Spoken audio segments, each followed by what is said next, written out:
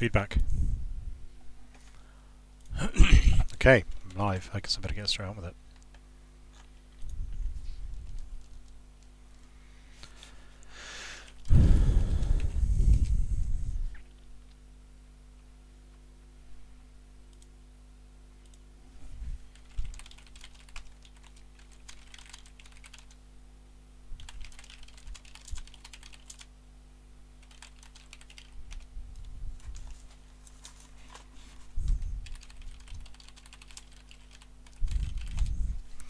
Right. Just telling everybody I've gone live. Right, continue. That'll probably work. Let's find out where we were. I think we just finished the first Punic War.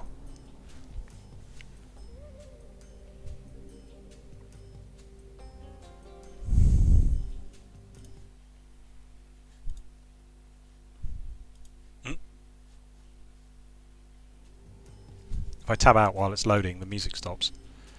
And then it won't start again when it tabs back in. It's a good feature to minimise sound when you're tabbed out, but it very much feels like it should be optional. I guess the opposite is worse when you can't turn that on.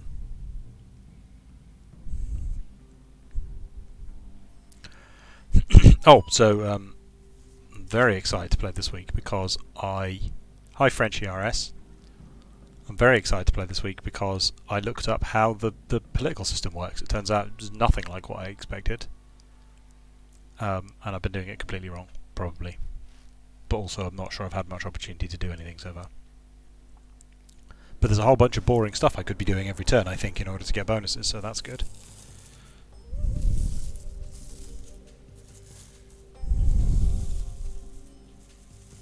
So there's a game design point there, but I'll save it till when we can look at the interface. It also gets changed a little bit by this mod, but not. Hi Ty.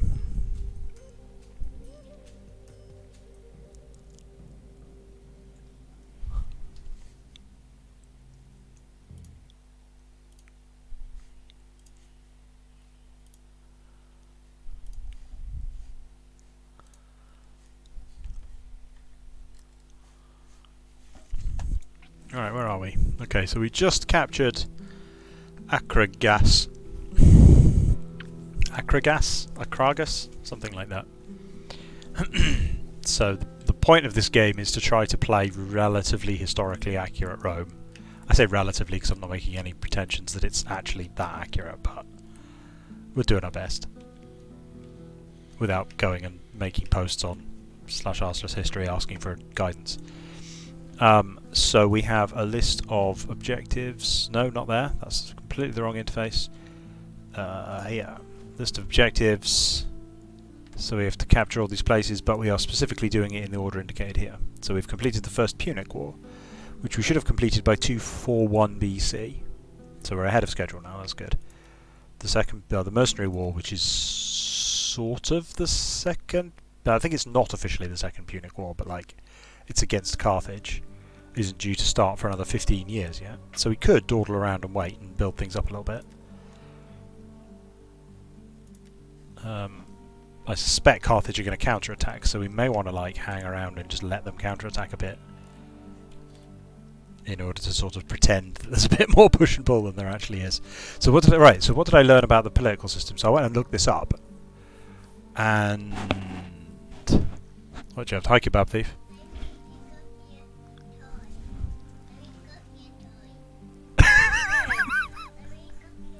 My 3-year-old's just got up and said that her toy needs a toy. He's sad because he doesn't have a toy. Right, so something that gets added... So something I was wondering about is... This is our faction leader here. So Primus Inter Pares, it turns out, is effectively like leader of the house. So he is like the leader of the Senate, which isn't technically like a ruler, but it's what this mod has put in as... I think it's what this mod has put in as... So every faction has a leader, but because Rome was a republic, I think the core game labels that role dictator, which isn't really true because they only had dictators. Like dictator was like a short-term emergency powers thing, and it wasn't until Julius Caesar that became like a permanent role, which obviously then became emperor. But dictator was like a short-term, like, okay, we recognise that emergency powers need to be used to resolve this crisis, so we'll appoint a dictator for the duration of the crisis, and then they lose that role again. So to have that be the faction leader is a slight misunderstanding of what it means. So the mod renames it to essentially leader of the house, because ultimately the faction is led by the Senate. So he's the faction leader, and by default that wouldn't really mean anything, I don't think. But the mod adds in this concept here where if your leader is in Rome or in your capital and not leading an army, I think, or possibly he's leading an army but he's in the capital, then you get a buff. And this is quite a strong buff. Loyalty turns out is quite important. And then bonus gold, influence and public order is quite a decent thing. But in exchange I don't get to use this guy as a general. But that seems, I don't know, I'm okay with it. Like this game, I'm specifically playing on easy, so I don't need to worry about the RP here. So it turns out that the way that this new political system works is, so in the old political system you had to try to maintain a balance between the different parties. In the new system you apparently don't, but you have to keep this, is it this value? Yeah, loyalty. So if loyalty drops below 0 or 2-0, I think, then that faction, then there's a risk that they will secede and start a civil war. And there's a whole new feature, it turns out, where if I go to, which map is it? Is it this one? Yeah, if I go to this and then click here, can we zoom in on that? Yeah, a bit.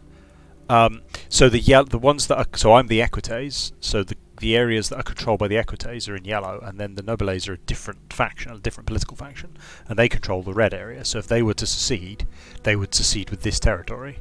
I don't know if they get armies or how that works or anything, but and that's been apportioned to them based on their political power. So I don't know why the nobiles, who have a very small amount of political power, have more territory than the patrici. Maybe it just breaks when I don't control very much territory, because I don't actually control many. Only control two provinces.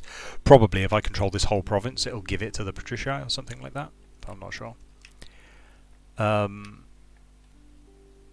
And then that loyalty value goes up and down based on things that happen. So actually, if I don't try to abuse the system, because all of my generals are from other parties, they're accumulating loyalty points by running around doing combat and stuff.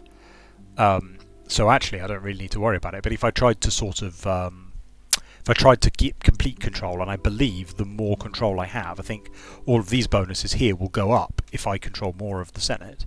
But as the more of the Senate I control, the harder it will be to maintain high loyalty values for the other parties.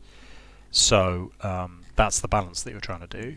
And there are ways to, like, increase loyalty and decrease loyalty. I can send them a gift, and that gives them a loyalty bonus. And if their loyalty starts to get particularly low, then I might have to just constantly do that.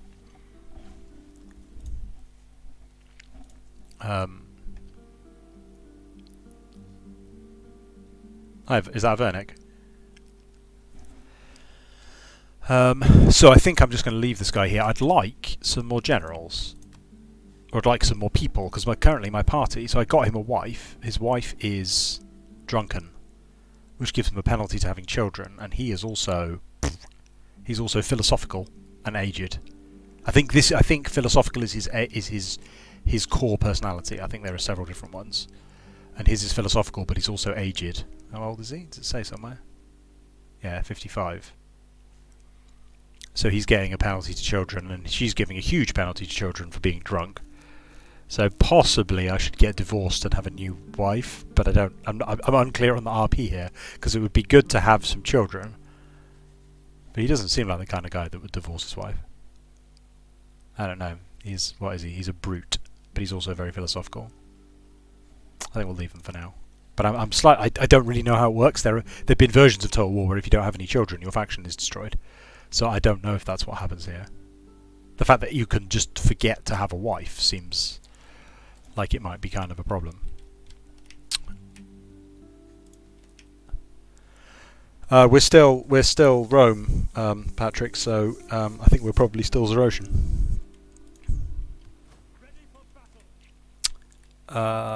Right, I think we've finished the turn. I think I just left it at the end of the turn, so let's see whether Carthage responds. No, it'll be Zamorakian when we get to the late Empire. We're still in the Republican period at the moment. I need some water.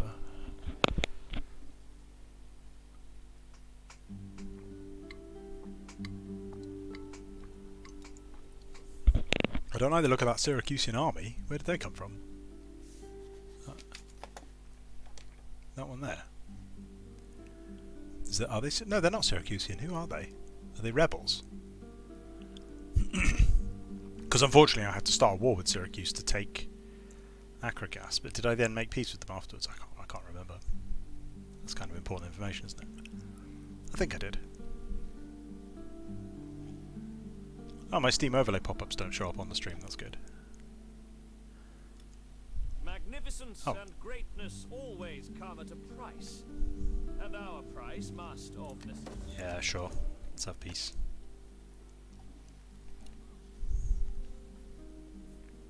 That army that I was worried wouldn't manage to leave my land has still managed to not leave my land.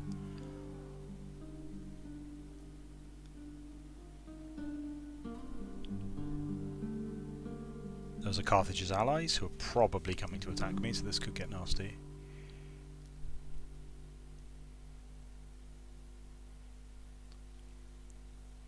I don't know whether to sort of dawdle. I think we'll just dawdle a little bit, and then when dawdling gets boring, we'll get on with things, I think. Because history, it turns out, moves really slowly.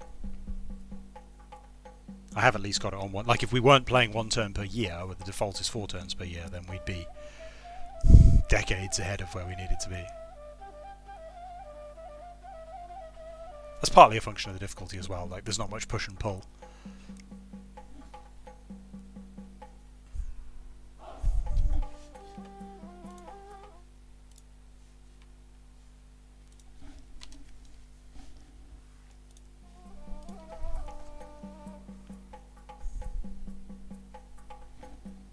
This turn's taking longer than last time, I think. It's a bit weird.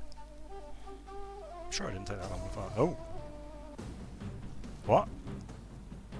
Oh, okay. The garrison army is incredibly puny because they've only just appeared, so they haven't recruited all their guys yet. Ugh. And they've got a seasoned hoplite unit and then some random levies. It's conceivably winnable. Let's go for it.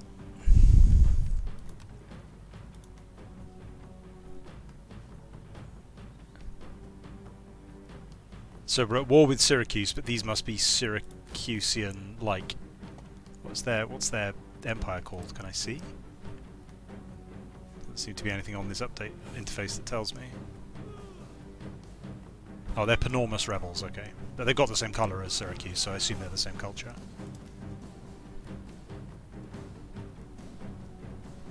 Right, let's do another loading screen.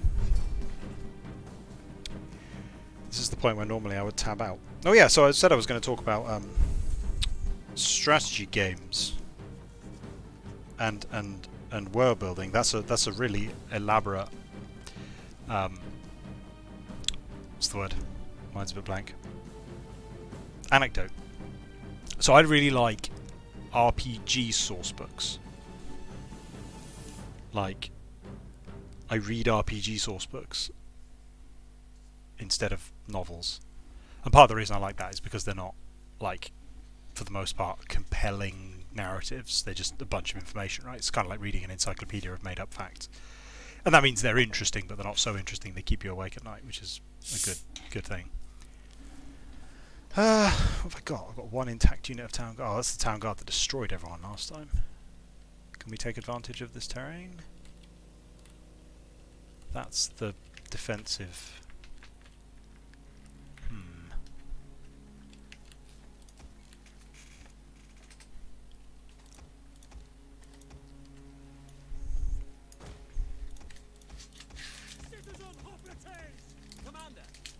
Ooh, what? Hoplites. Very fancy. Okay, so if we stick those guys there,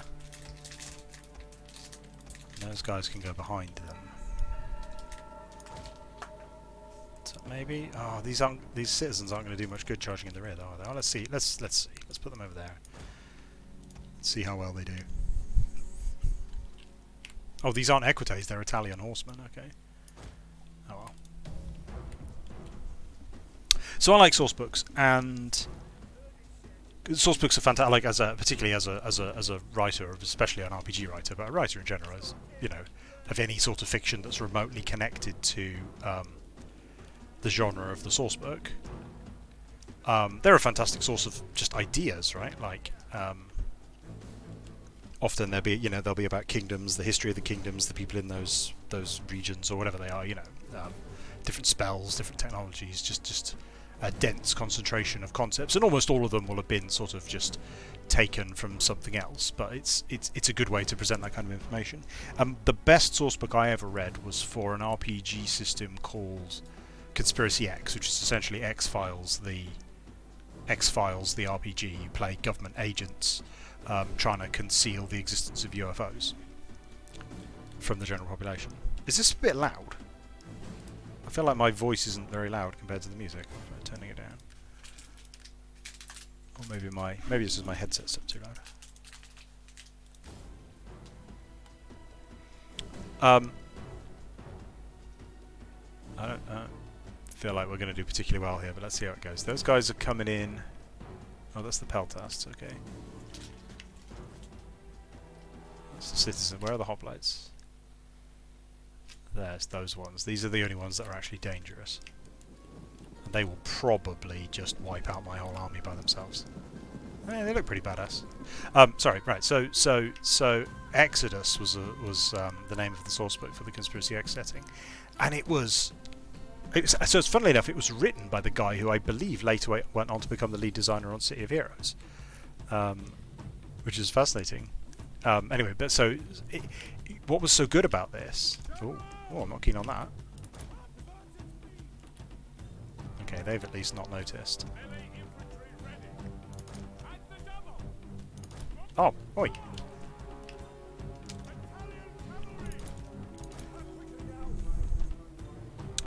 I'm going to put this down half speed now so I can talk and focus at the same time.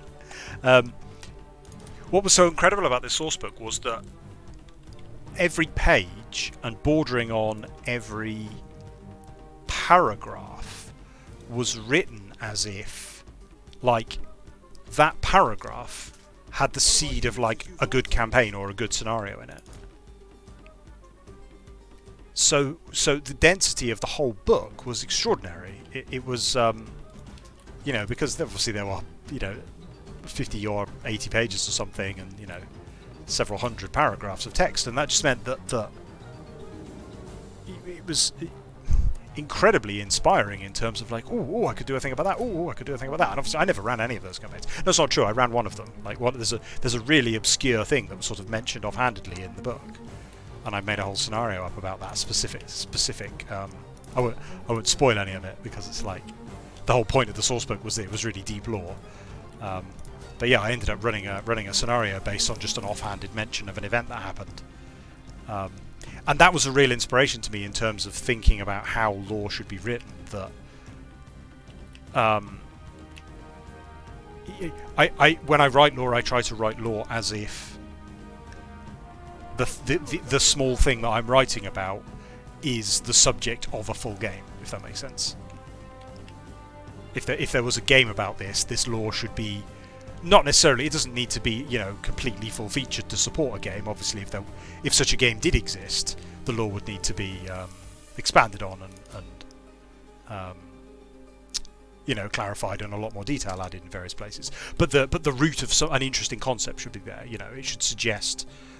So we have I guess my go-to example would be that the lore of the Mahjarrat in Runescape was that Icthlarin went to another planet, brought back the Mahjarrat, and then they betrayed him and joined Zaros, and that's where the Mahjarrat came from. And there is an interesting story there, like what did Icthlarin do? Where did he find them? There are lore questions to answer, if that makes sense. But it isn't a story as such because there isn't really a conflict. And so the major change I made to that story was that having... here come the hoplites. Alright, how am I going to deal with this?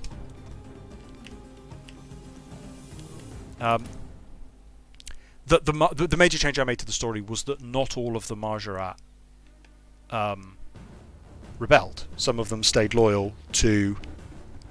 Menethos.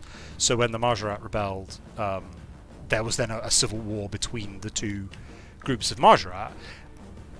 And then I just sort of... for the cheek of it, basically, I said that, oh, one of the Mahjarrat who didn't rebel was technically the strongest Mahjarrat. And that, of course, captured everyone's attention immediately, because they're like, what? A Mahjarrat who's even stronger? And obviously we get requests of what happened to this character? Tell us more about this character. And so the idea that there was a war, or that not just that there was a war, because we know there was a war, but specifically that there was a conflict between these characters.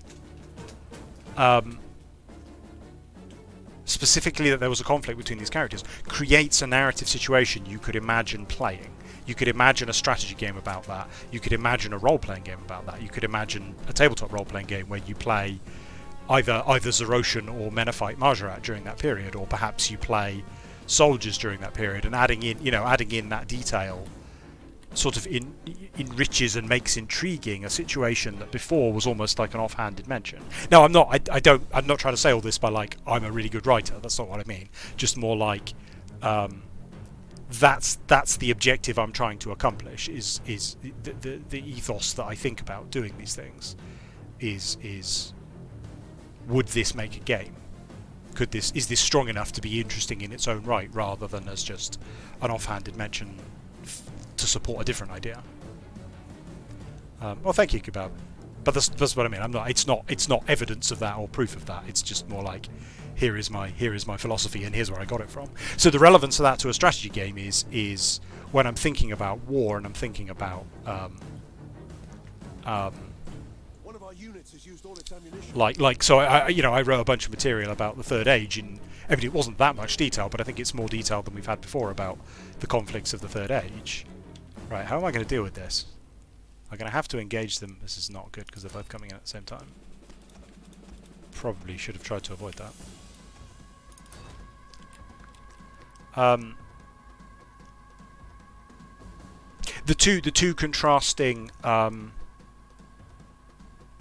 The two contrasting instincts I have always with this kind of stuff is what would be... Oh, that's cool.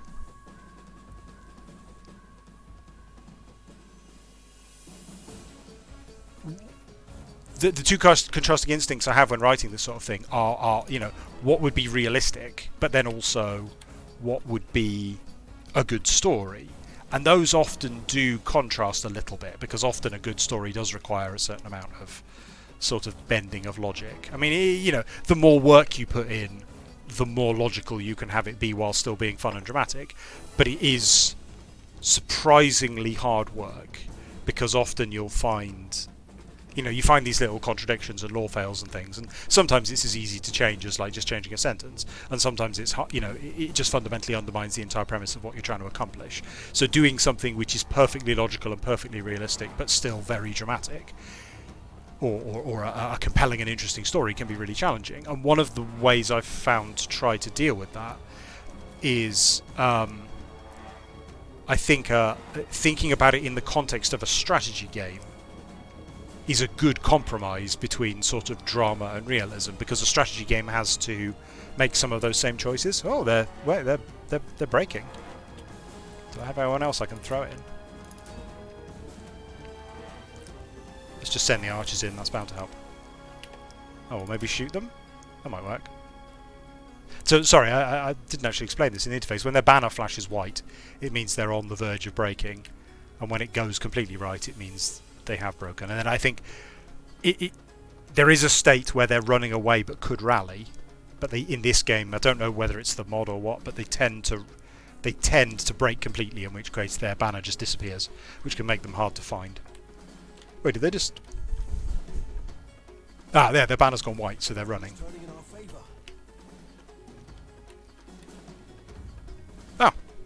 Oh, there we go. No problem. I think that's... I don't think I should have won that battle. I think that's just the easy difficulty. But one unit of very good troops is quite easy to charge in the back. I like all their different coloured shields. That's really cool.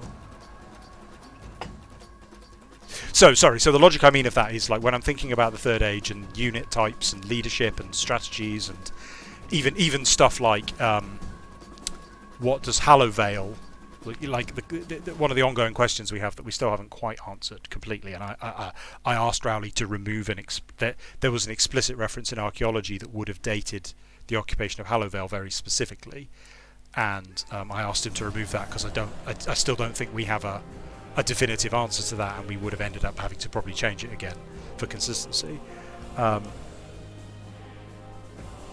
One of the things I think about in that regard is you know, what would this look like when it was played in a game like Total War? Like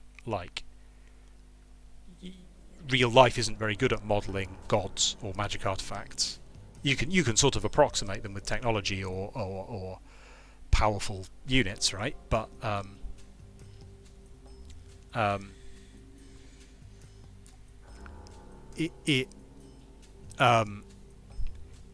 so the way I think about, like, we don't have any plans to make a Third Age strategy game, but the way I like to think about it is, if at some point in the future someone does come along to try and make a Third Age strategy game, whether that be like a remake of Armies of Gillen or Total War RuneScape or something completely different, I would like the lore and the world setup to be in such a state that lends itself well to that, if that makes sense.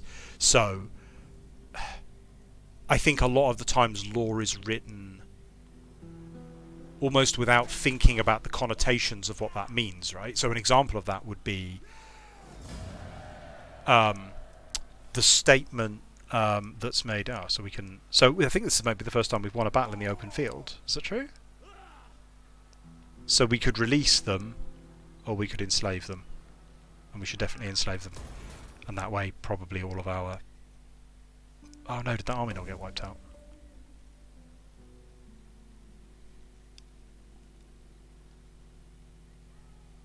Right, we've finished. Sorry, let me just go through this. I'll go through the thing, and then there's going to be a long wait before the next turn, so I'll resume chatting and answering questions once we're on the next turn. We succeeded in researching philosophy. Oh. Secundus Munatius Longinus is disgraced. I don't know who that was. Who was that? Who's Secundus what? Is that him? Your general is seeking permission to sail down the Cloaca. I assume that's Cloaca. Cloaca Maxima. Yeah, dude. Sail down the Cloaca.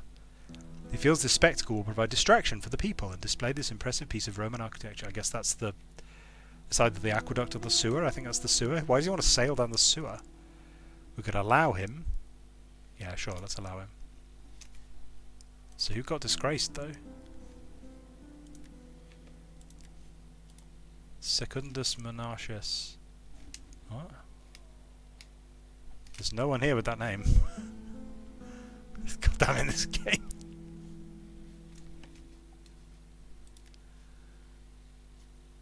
Nope. Not any of these people. They've got such memorable names as well. Let's pick another thing to research before I forget. So we researched philosophy, I think? No, scholarship, so that we could then recruit dignitaries. So I think there was something preventing us from recruiting something else. Let's go have a look at Rome. Oh, okay, yeah, so it was just that. So what else do we need to be able to do?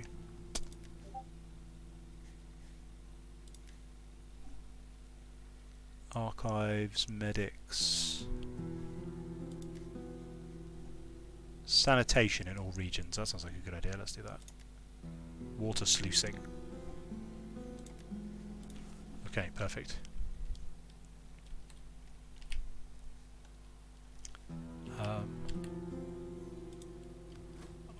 Oh, now I played Root last night, the board game, and I was quite that made me think of RuneScape.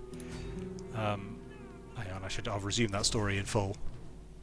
Right, I think they haven't tried to flee from me, My guess is that there's an AI thing that if the faction is about to be wiped out, they don't run away, because that would be really, really irritating.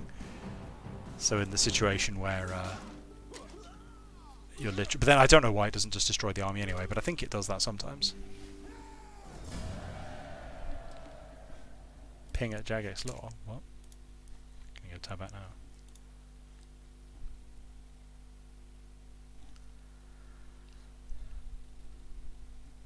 Oh, that's a question for Rowley. I'll let him sort that out. Oh, I've captured another 6. Another 6 prisoners there. Perfect.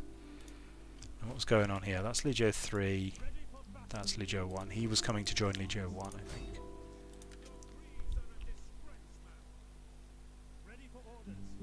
Oh, sorry. The ping. Did the ping come over the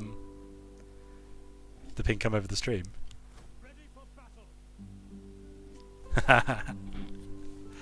Right, now we're going to try and hold on to these places. I suspect all this lot are coming in to attack. At least we're not at war with Syracuse at the same time. Although they're not going to super appreciate me tromping through their territory, but there's not much I can really do about it. I don't think there's a march stance in this. In Warhammer Total War you can set them into marching stance, which gives them a movement bonus. I thought that was in Rome. Don't know if it's been removed in the mod or if I was just imagining. Can you guys get... Why are they so... No one is replenishing for some reason. Manpower shortage or local event. Maybe that's something going on here. Nope. We found a concealed hidden agent. Ah. Oh yeah, what happened in 254 BC then? Titus Macius Plautus has been born. The inventor of comedy. We captured Panormus in Sicily. Okay, well that's good timing. Yeah, so currently in history I think there's a war going on here. So we're a little bit ahead. Right, and these guys are healing up, I think. Oh, but not really. What's going on? Oh, it's winter. It's winter for all of 254 BC, so no one is healing. Okay, sure, fine. Right, is there anything I can build? Right, there are like previous and next buttons I could use to skip through this a bit faster. What can I build here? Okay, so Acragus is probably where Carthage is going to attack, but I don't think I can do anything about that. I could build some Sicilian immigrants for some reason. I don't know why I would want that. Let's build a temple. That's always a good idea. And an iron mine. Is there iron here? Republic. Let's build something that creates more public order. Yeah, let's do that. So these aren't very good settlements because Syracuse is the capital, and without them it doesn't have very much bonus. Right, now I'm going to find... So agents are the thing that's really easy to lose track of. So she could try murdering some Carthaginians. Can we do that? Oh, we can subvert him. Can't assassinate him though. Don't know why. Let's try and subvert him. Ooh, that's not... Okay, she's 12% likely to be wounded and 18%. So it's chance to manipulate 18%. Oh, this is going to reduce their movement. Ooh. Yeah, let's do that. She is waving at him. And they've been detained. Great. Very helpful. This is honestly, this whole spy mechanic thing isn't great.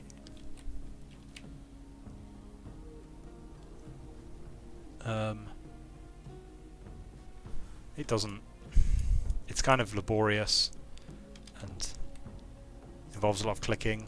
She ought to be doing missions, because if she does missions, if she spams missions, then her XP will go up. So spamming pointless missions is how you level up, which is just... It honestly kind of feels like an RPG minigame that doesn't need to exist. I don't think they add enough to the game to be worth the addition to the game. They weren't in a great place in Shogun, to be honest, but then they played these cute little videos. So like, whenever you sent your agent on a mission, it would play a little video, and it was 2 copies of the video, but it had 2 different endings. So the ninja would like sneak in, and hide behind the screen, and then the guy would come in, and then the ninja would jump out, and then, depending on whether they passed or failed their mission, the ninja would either die or succeed in their mission and assassinate the target. So it was quite tense and fun watching the little video to see if they succeeded. And then they dropped those, and I think a lot of people complain about the dropping them. I understand, because standards of CGI have gone up so much that you know, videos of the quality of the originals wouldn't really cut it anymore, and it's so much more expensive to produce them now. But and so I wouldn't say that the game needs them, but without them, I feel like I just prefer that the agent actions weren't in the game at all, because there's not really any charm to them. They're not really very fun. Hey, she's called Hostilia. Hostilia Solana. What a great name.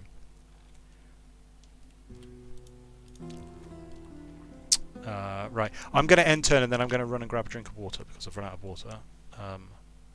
And hope that it doesn't like pause on a diplomacy screen before I get back.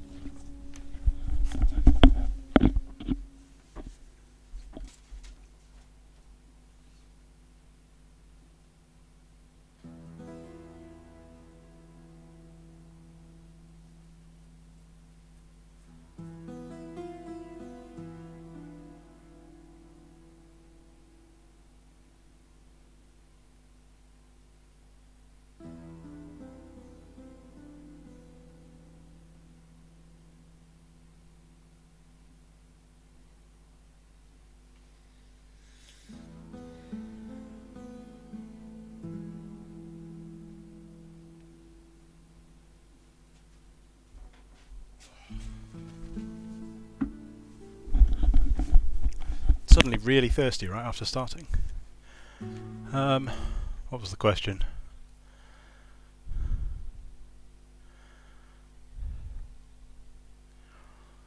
How did the anima barrier around the Woshankos?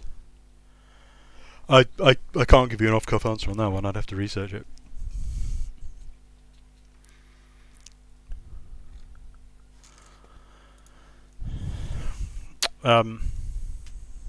I've turned the music off now. There we go.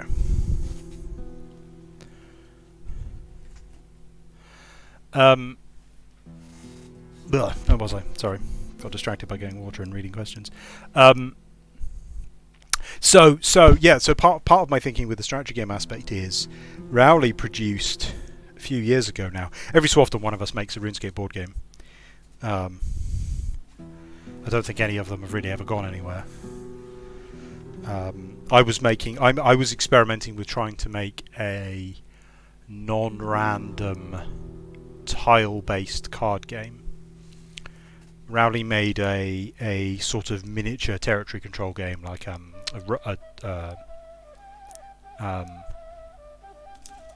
Risk-inspired sort of thing, and he fairly quickly abandoned that. He wasn't very interested. He didn't think what he'd done was very good, but I was really inspired by it. I really liked what he'd done. New pillar. Oh, this man has been elected an Edile. How exciting. And Scorpus has died. Okay. Don't know who that was. Hope it wasn't anyone important. Oh yeah, that's the other thing we can do. We can get promotions. So right, yeah. So because my guy is the leader of the faction, he doesn't have a political career because he's already the leader of the faction. So that's why I missed this. But these other dudes have like ranks effectively. So it's actually a fairly simple system.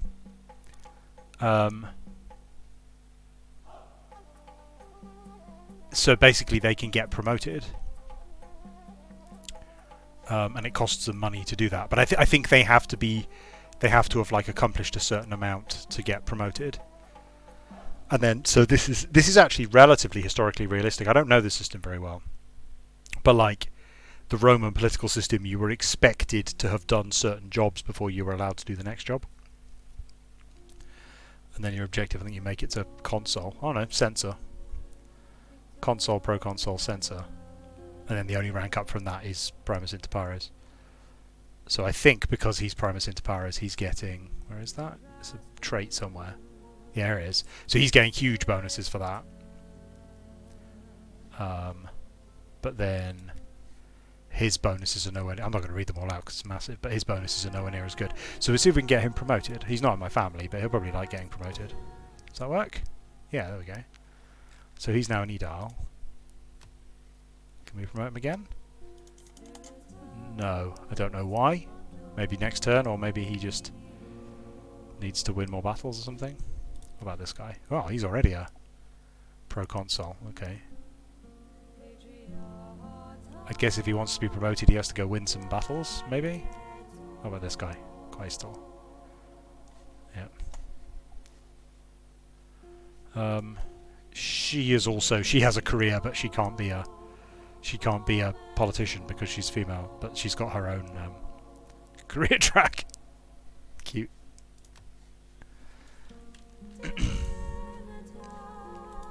Right, let's just... So I don't think there's very much to do this turn. I think we're just going to come and sit nearby and wait for Carthage to attack. As these guys are not...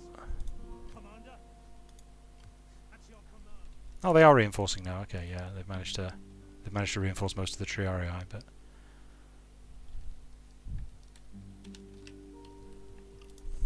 I mean, well, there's an interesting question comparing Rome and so like RuneScape is in that interesting position.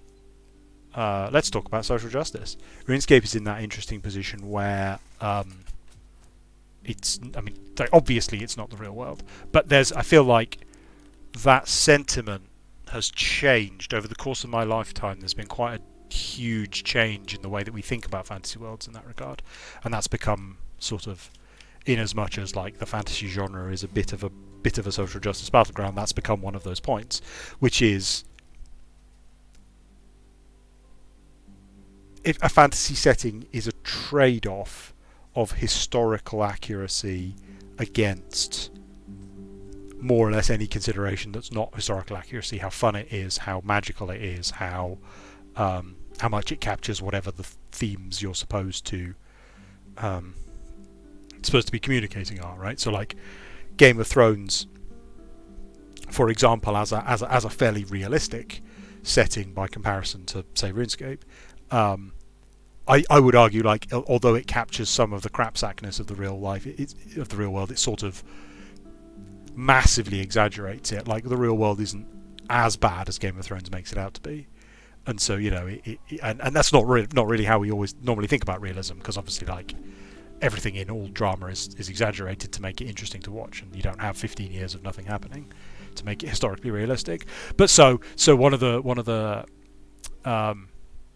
the reason I'm interested in this subject is that I'm old enough that this is something I had to learn. I wasn't sort of when I was growing up. We were still living in the world of, you know, Boris Vallejo cartoons, and all female characters wore chainmail bikinis, and that was just normal. That wasn't people weren't embarrassed of that back in the late 80s. There was no sort of general sense of this is awful, why are we doing this? It was just normal. So then the idea that fantasy worlds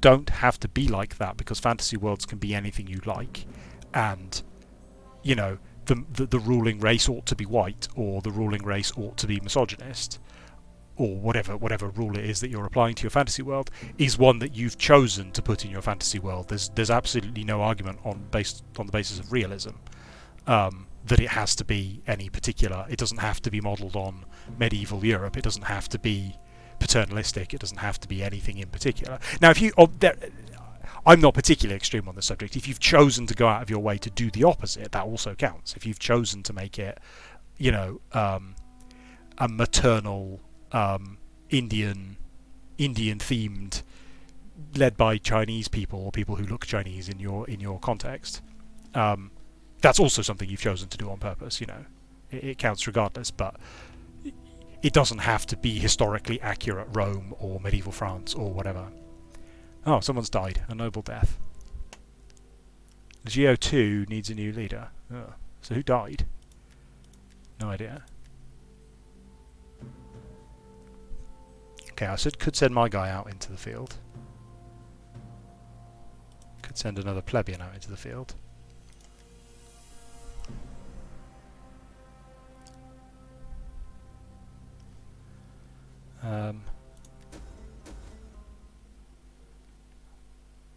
The Patricii lost... Oh, right. Oh, okay, so my guy sailed down the cloaca. As a general sailed down the cloaca, people packed the banks, cheering and waving. The spectacle may have been costly, but you cannot put a price on the benefits of a happy Roman mob. And it didn't cost any money or give me any benefit, but it penalised the patricii. Gaius Fabricius Licinius Monocularis. Oh, he was my really good guy. Oh, alright. He's the one I just got promoted.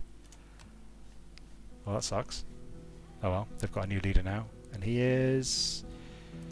a bit rubbish. Yeah, he's a bit rubbish. He's level 1. You can have this, and also... Sure, wow. A heroic trio. Wow, he's amazing. 8%. That seems really good. Alright, well, you're in charge of Legio 2 now.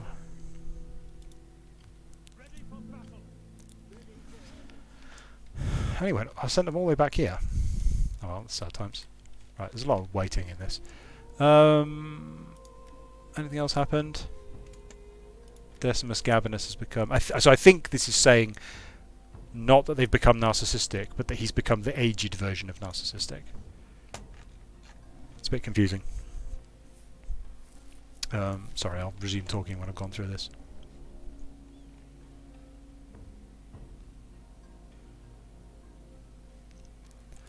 Nothing interesting there. Anything to spend money on? Oh yeah, they finished their public field. What can I do with this? So I can't make it into a hospital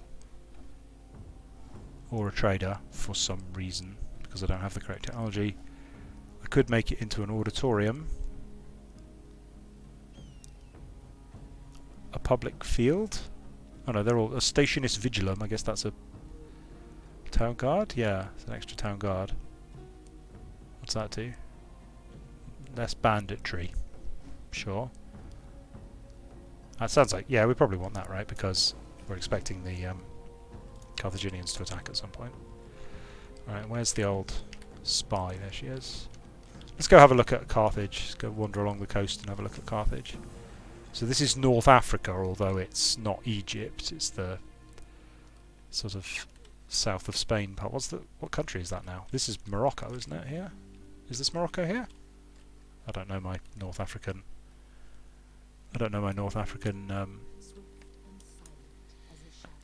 geography very well. Where's the other spy? Let's send her down the coast. Let's go wander along here, meet some barbarians. They're staying there and replenishing very, very slowly. And these guys are just hanging around. Why are they replenishing so slowly? That's weird.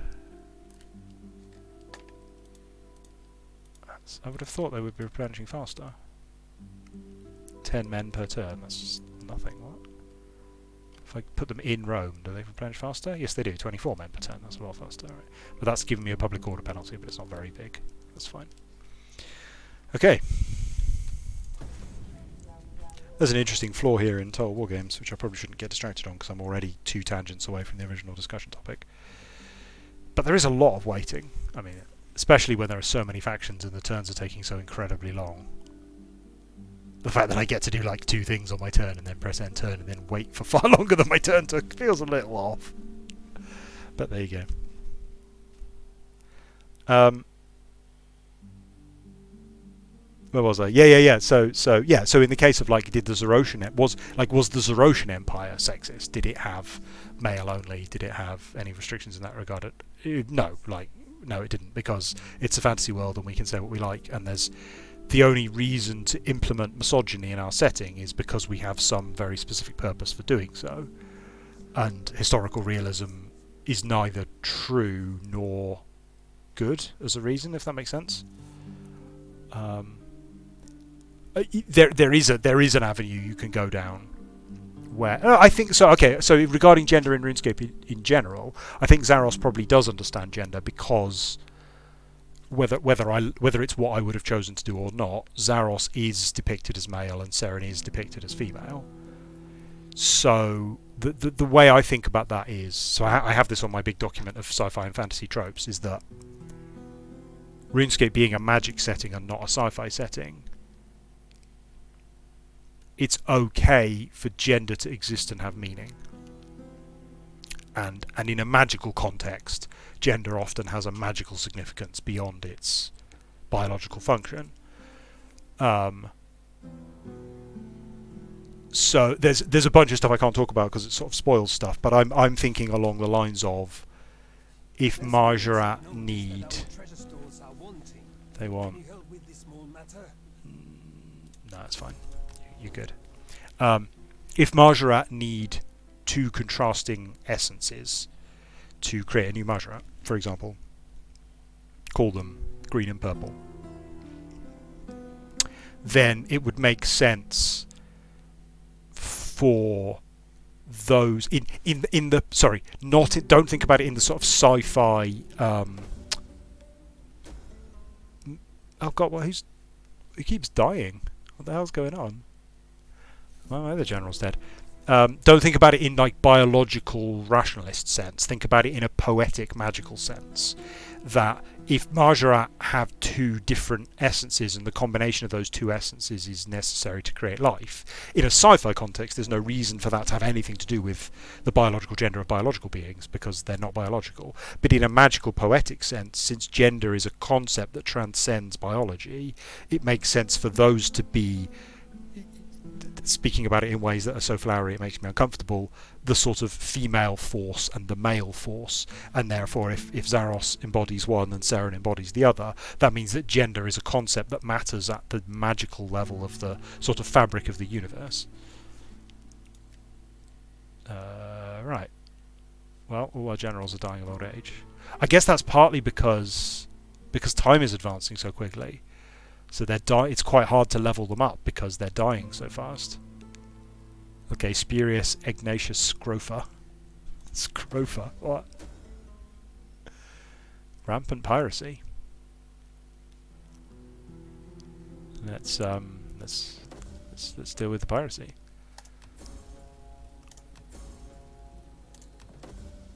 Everyone's dying everywhere. Oh, I should have recruited a guy. Damn. Forgot to recruit someone. Are these all the same? He's got terrible hair. What's going on there? That's what my hair used to look like when I was younger. I could have been a Roman governor, apparently. I like his cool wall. What he'll do, recruit him.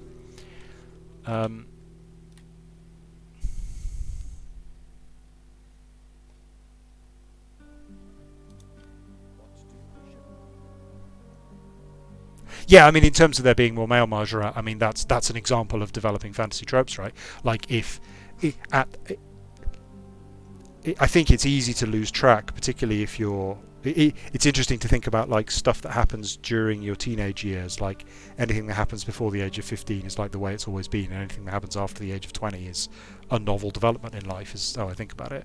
So if you're sort of around that age, I think it's easy to lose track of how fast things changed. And in the early RuneScape development, we hadn't developed to the point where people really raised it as I'm not saying, I just have to be quite careful how I phrase this. It wasn't unusual for all the Mahjarrat to be male, and that wasn't something that was really talked about. No one really noticed it was a problem. The political situation we have now is someone will say it's a problem and someone else will say no it's not, and then an argument will develop, and that means it's complicated. But there's a difference between actively arguing that it's fine for all the Mahjarrat to be male and the question simply never having been raised in the first place, if you see what I mean. So at the point where all these characters were being added into the game, they were just like, Khazad is male, because that kind of character is always male, and Zemeregal's male, because that kind of character is always male, and Sliske is male, because that kind of character is always male, and Lucian, and Aznadra, and so on and so forth. And each of those individual ones is relying on a trope which is default assumed to be male, and 10, 15 years ago that didn't actually raise anyone's awareness particularly. People were talking about it a little bit in pop culture, but it wasn't. The fact that it's now mainstream to ask that question was not true when those characters were being added. So then, Inakra, that's the thing, right? Inakra was added. Inakra was added at the same time as a male counterpart, so she didn't even get to be. They didn't even get to be a female Mahjarrat all on her own, telling her own story. She only exists in contrast to Akthanikos, right? I don't want to get too deep into this, but like you could make an argument that Inakra's story is very troubling because, like, she's kind of obsessive. She's right from the start. She's portrayed as being. I think she's portrayed as being romantically interested in Zamorak, although we've sort of toned that down a little bit. But you know, she's very much not. Like we all make fun of like late 90s strong female characters, but like she's not that. She's not reached that. She's not reached the level of like that awful female character in Stargate who goes on and on and on about how she's a woman and she don't need no man, which is kind of an embarrassing period in the development of equality. And Inakra's not even got there, right?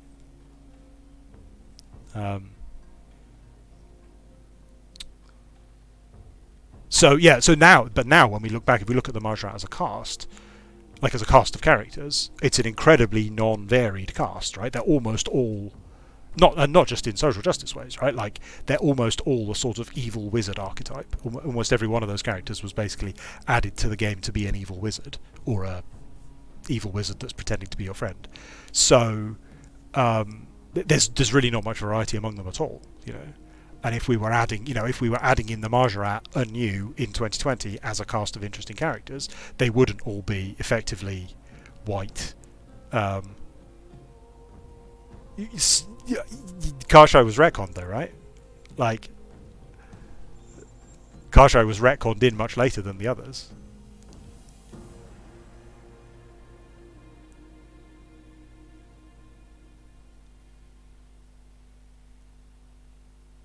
Oh, you're right. Sorry, you're talking about the date, right?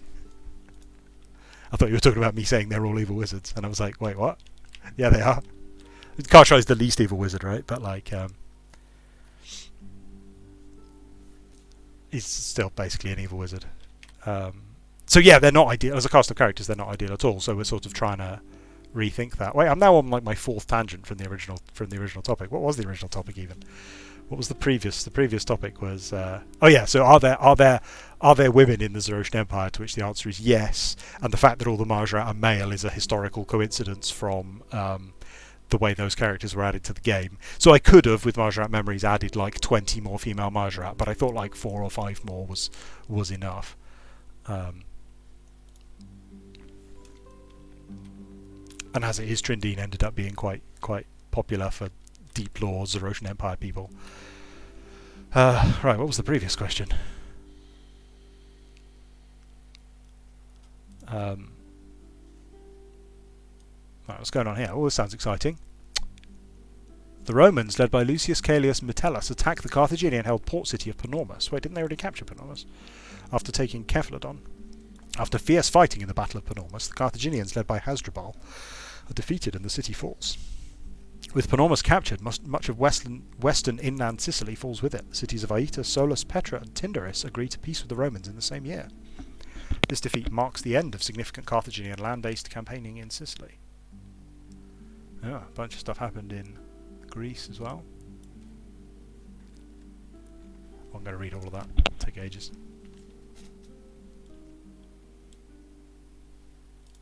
I didn't spoil anything in archaeology. I'm just saying there are some popular characters. I think people like characters that they can project anything onto. So the various Mahjarrat that are named in Mahjarrat Memories that have never been in game, I think are popular because people are like, ooh, I don't know anything about Temical, therefore I assume Temical is the most awesome thing in the world. Are we just end turning again? Is that it? Oh, I should go do something political, right? What can we do that's political? Should we get rid of this guy's wife, or should we keep his wife? She is drunk. Yeah, Nabor, right? You got a story based around Nabor. There's an entire quest about Nabor. Sort of. I need you to tell me whether I should divorce this guy's wife so he's more likely to have children.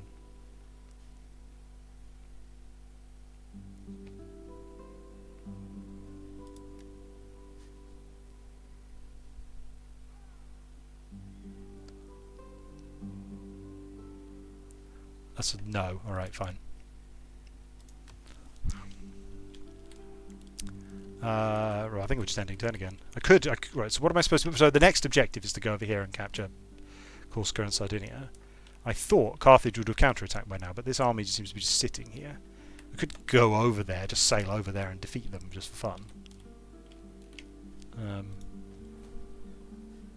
There's a fun. Oh yeah, let's see. There's a fun historical anecdote when I get to Spain.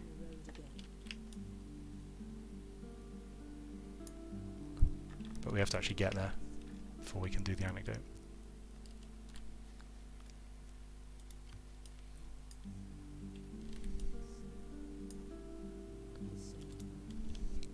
Right, let's then turn again and I'll try and remember what the previous topic of discussion was.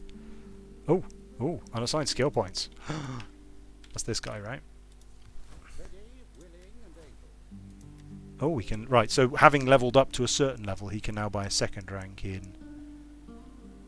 So he'd be really good at cultural conversion, but he lives in Rome. It's probably a good idea that he lives in Rome.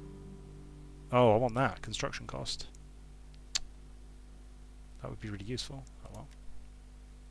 It's fine, we can have that. Oh, my ears are ringing. That's weird. Is that my computer? Is there a high-pitched buzzing noise, or is that just my ears? Have I suddenly got tinnitus in the middle of a stream? That would be awful. My dad has tinnitus. Hope it goes away.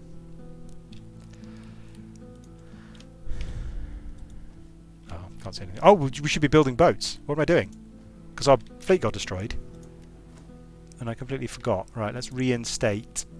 Yeah, Classis 1. The old Tower Hexareme. There we go. We need to get our fleet built before the pirates show up to destroy it.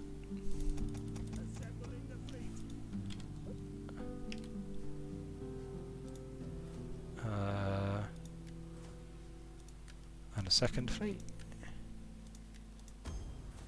It's almost like they were never destroyed at all. There we go. Now, who are you? Quintus Volcatius Fusus. Let's go see if we can find him, shall we? Fusus. Scrofa, Seneca. Fusus.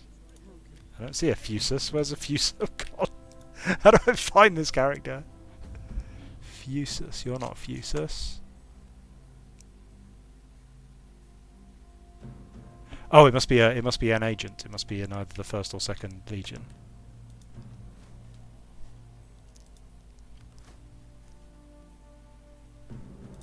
He is called Clarus. He is called Scrofa. Huh? I'm really confused. Where the hell is this guy? Quintus Volcatius Fusus. I have no idea who that is. I can't spend his skill point. Oh well. Good UX, guys. Right, what was the question? Can't remember. What was I talking about? Oh, I was talking about Rowley's board game. So Rowley made a... It's basically Risk, but with the God Wars, and I found it quite inspiring to think about, because I started imagining, you know, what would the strategic situation look like how, and that's what helped me to sort of... That's why I keep saying, for example, that the war between Zaros and Zamorak, at least initially, or the war between Azanadra and Zamorak, I should say, was at least initially a civil war. It wasn't a war of conquest or destruction. Zamorak was fighting for control of the empire, which was a unified political entity. There wasn't a Zamorakian empire and a Zarosian empire. It didn't work that way. They were both fighting over, effectively, for the loyalty of the cities or regions. Oh, wow, that's a really slow boat. Ah! Wait, what the hell? I thought they were our allies, or at least I thought we were at peace. Apparently not. Wow, no one wants us to have a fleet. Like, I mean, to be fair, that is good strategic thinking. Like, oh, Rome's building a fleet. Should we let that happen? No.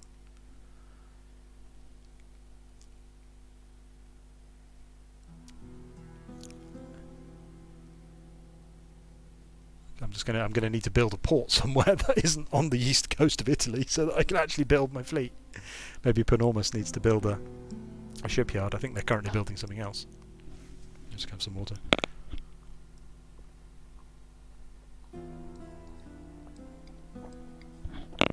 So that's when I started envisaging the God Wars conflict as a strategy game. So I was thinking, how would I make this board game of rallies?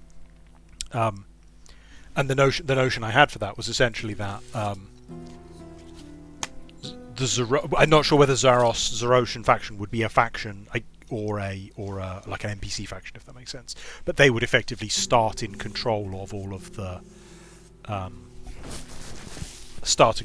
map, and then the Zamorakian faction is almost like a set of armies and diplomats that exist within the Zarosian Empire, and they're not like... Oh, no, sorry, no, hang on. So if we think about Zarosians, they're kind of neutral, and then Azanadra and Zamorak are like two armies that exist within the Empire, and they have to try to get control of cities. And they can maybe do that diplomatically. If it's still neutral, then either Zamorak or Azanadra could visit that city or send an agent to that city or something, and effectively like diplomatically acquire their loyalty. But presumably, if the city is loyal to one or the other, then the other one would have to conquer it militarily. Whereas the invaders are beginning at the edge of the map. Maybe they have like one territory at the edge of the map or something in the direction they're coming from. And they have to conquer much more conventionally, you know. And then that immediately then prompts a thought. Well, that, you know, if it's a strategy game and there are multiple different factions, then how are the factions different from each other? And I think some of the early, I think someone was asking, you know, like, do all factions have spirit warriors? I said, no, what? Oh, it's the Admiral, right? Okay, that's fine. Sicily is about to rebel. Okay, well that's not a huge problem because we've got massive armies in there. Lemuria.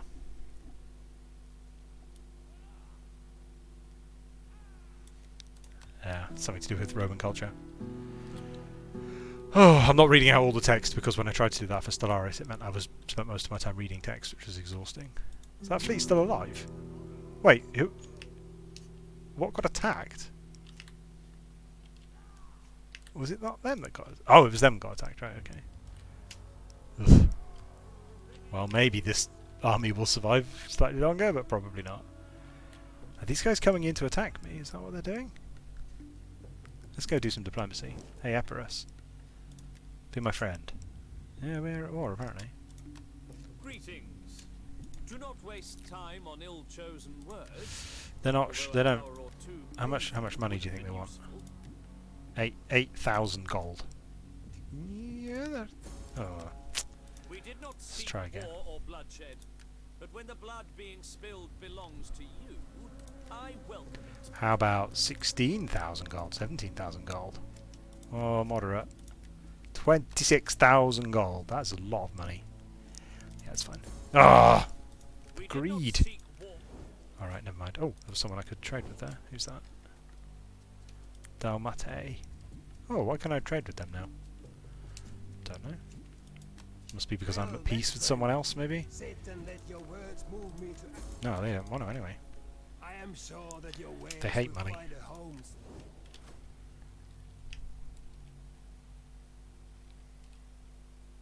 Yeah, that's another good example. The idea that the God Wars is a long period of history. So we have like these small peaks into the God Wars about, you know, Sentistan was at some point raised, but it wasn't being raised for 4,000 years. So that must have been a very small.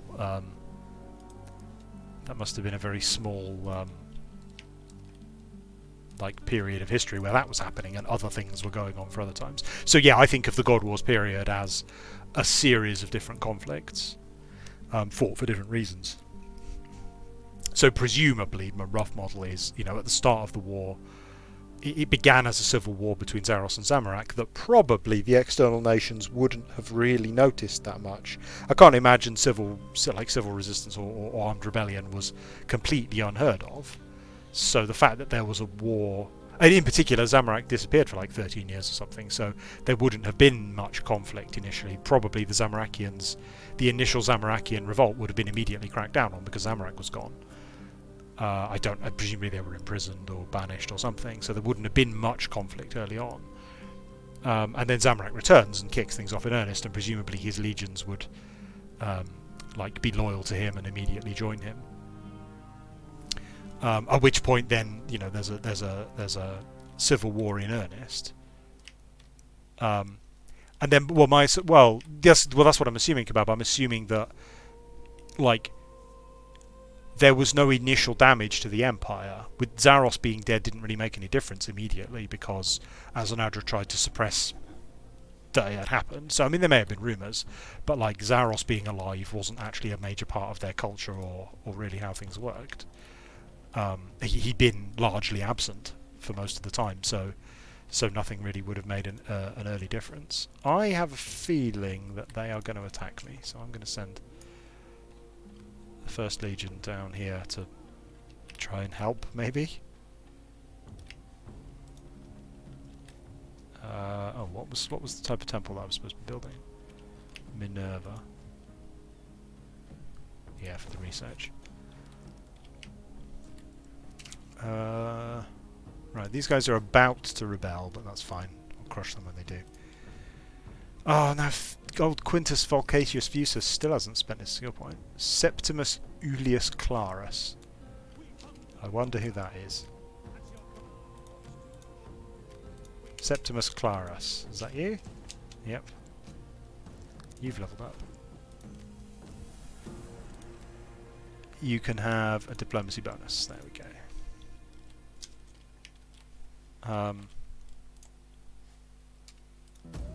Oh, maybe it's the Admiral. Maybe that's who that is. I don't know. Go check. Next turn.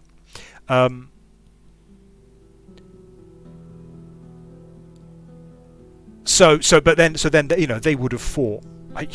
Whether that's years, decades, centuries, I don't know. But they would have fought a war for the Empire, which would have gradually weakened the Empire. It wouldn't have been overnight, because border forces initially would have still been in place, and probably they were still even expanding. I mean, the plan wouldn't have changed.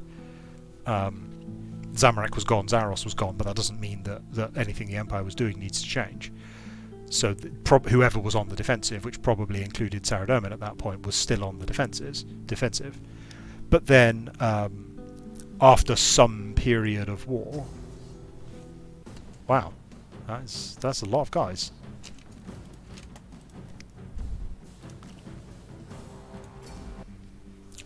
The Empire would have started to weaken. Border forces would have been, expansion would have stopped, because, cities would have been devastated by war, and farmland would have been devastated by army pillaging, and the fact that military forces were clashing inside the Empire would have had a fairly damaging effect on the economy in terms of trade. And they're killing the rebels for me. That's thoughtful.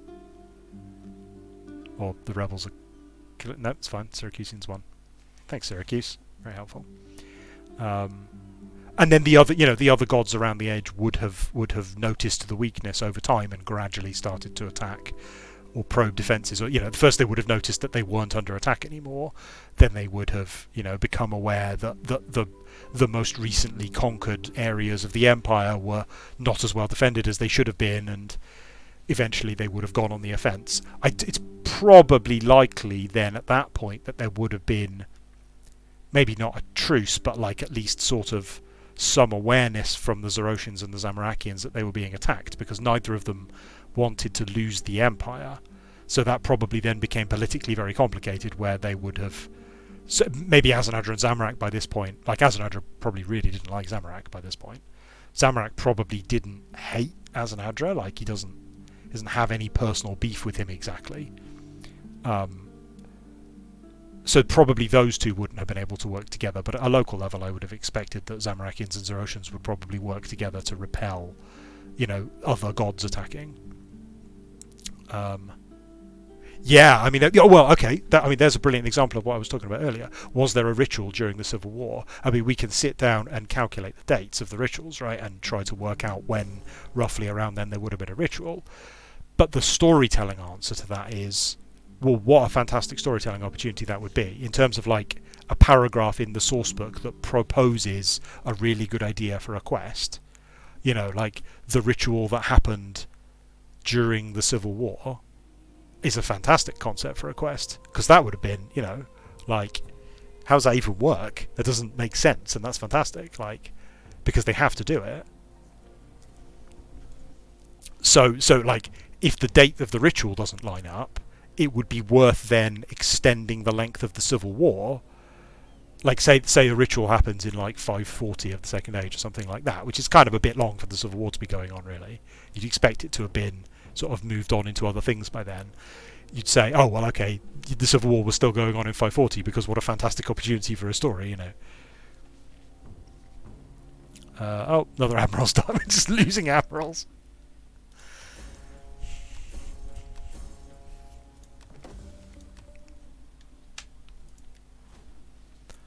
Is it exactly 500 years? I thought it was ish. I thought it was like 512 or something. I can't remember off the top of my head.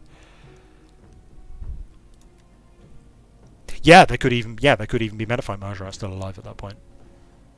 Maybe that's how the Zamorakians and Zarosians manage to cease fire, is that they agree between them to kill a Menifite or something. Concrete lets us build aqueducts. That sounds useful. Sure, let's do that. Why not? Oh.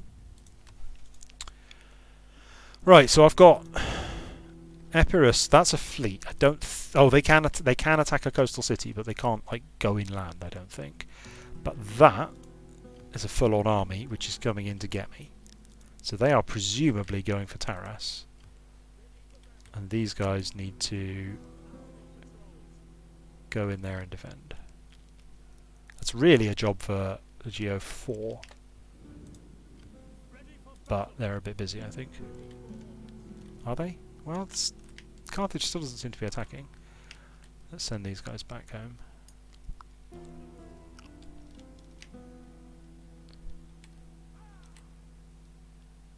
Sorry, I don't mean it's a good premise for a quest in RuneScape. That's not what I mean.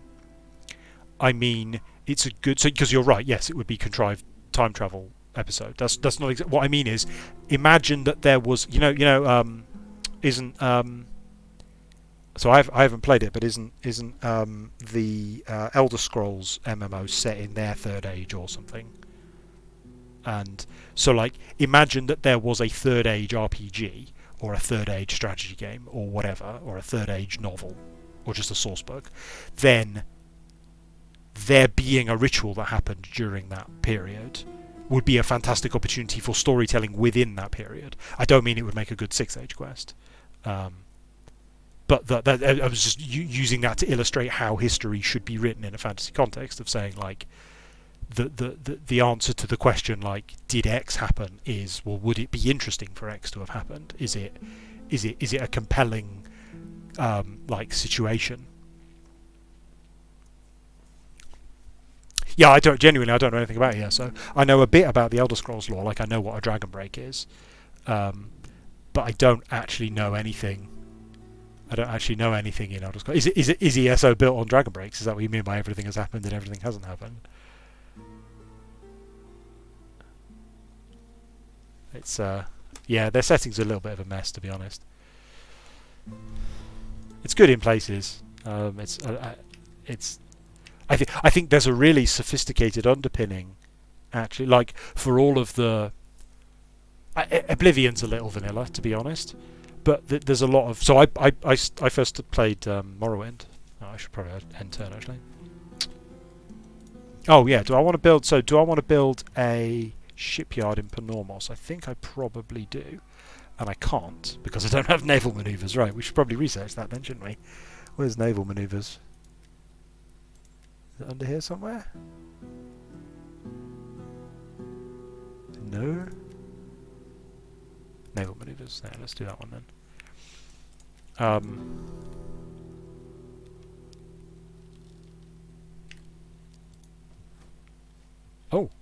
Oh, we could expand here.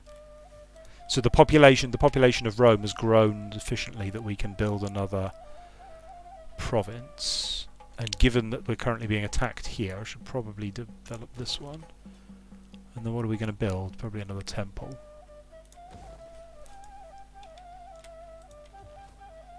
Oh, actually, can I build libraries? Maybe that would be a better idea. That's here, I think.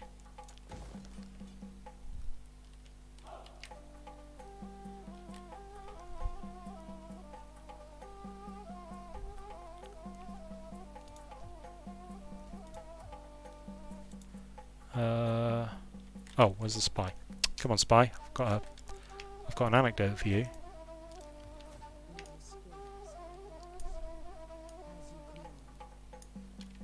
Just wandering through. Doesn't this look lovely? Like, I don't know. I'm not much of a fan of Mediterranean terrain because I'm not much of a fan of bright sunlight, but something about this northern African, like, almost dry but swampy tree line looks really nice to me. Especially with it, like, I love the contrast of like the trees nestled against the water against the sort of desert in the distance. I think is fantastic. I don't mean aesthetically exactly, more sort of like conceptually. What's going on here? It's Delminium. Hey, we're down here to deal with you in a few hundred years when the objectives tell us to. And what was I talking about? Oh god, who's this? So is this guy Fusus? I'm sure we've checked everyone. Oh, hang on, is it the... Oh, I haven't moved these guys, right? Whoops. Okay, you can go here and be a guy, and then you can go here and be a guy. Perfect. But it's not them that's leveled up. Let's go have a quick look through the units and see if we can see any of the level up lights. There's a little arrow on there. It's not him. Ah! That's... Oh, Scorus. He's leveled up, right, okay. Plus movement range? Absolutely. Who's that? Oh, wait, what? Oh, right! That's Scrofa, that's the name of the general. Even when I clicked on the veteran, it was still giving me the name of the general. Okay, so it was this guy that leveled up. Oh, he can have a dog. Sure, there you go. And you were going to get that movement range. Probably. There we go, right. Right, sorry, what was the question? Can't remember now.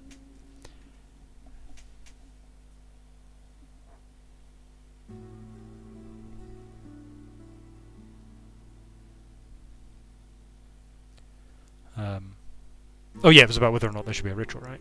But yeah, so I answered that. Oh, that guy's following me. Sorry, it's surprisingly difficult to jump in and out of complex topics whilst also paying attention to playing a computer game. Right, we did Rowley's board game, right?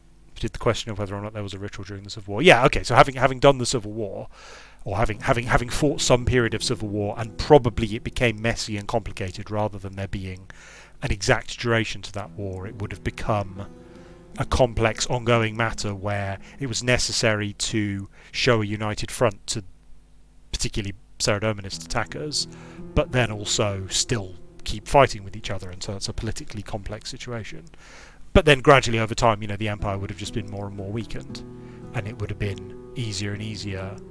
And then I think where we think of, like, you know, eventually Saradomin comes in and conquers Sintistan and establishes Seranthium, and I think, like, without wanting to moralise about it, like, whether there was a determined attempt to stamp out Zarosian culture at that stage or not, Saradomin was sufficiently in control of the continent for that to at least sound plausible. That was the very late God Wars. So then there's this huge, you know, that's maybe within a few hundred years of the end of the Third Age. So we have a rough picture of what the first few hundred years of the Third Age look like, and we have a very rough picture of what the final 300 years of the Third Age look like, and then we have a vast gulf in the middle about which we know almost nothing. And we have some proposals for what that could have been, and some sort of unexpected stuff to throw in there. But you know, like 4,000 years is a genuinely staggering period of time. That's enough for whole civilizations to rise and fall, and again, in terms of thinking, about, like, without wanting to like spoil anything or confirm anything, because I can't, because there's nothing confirmed about that. Again, like the right answer to the question is a sort of, what would make for an interesting game. Like, one of the things I would get asked is okay, I'm not going to research that because I'd rather research shipwrights.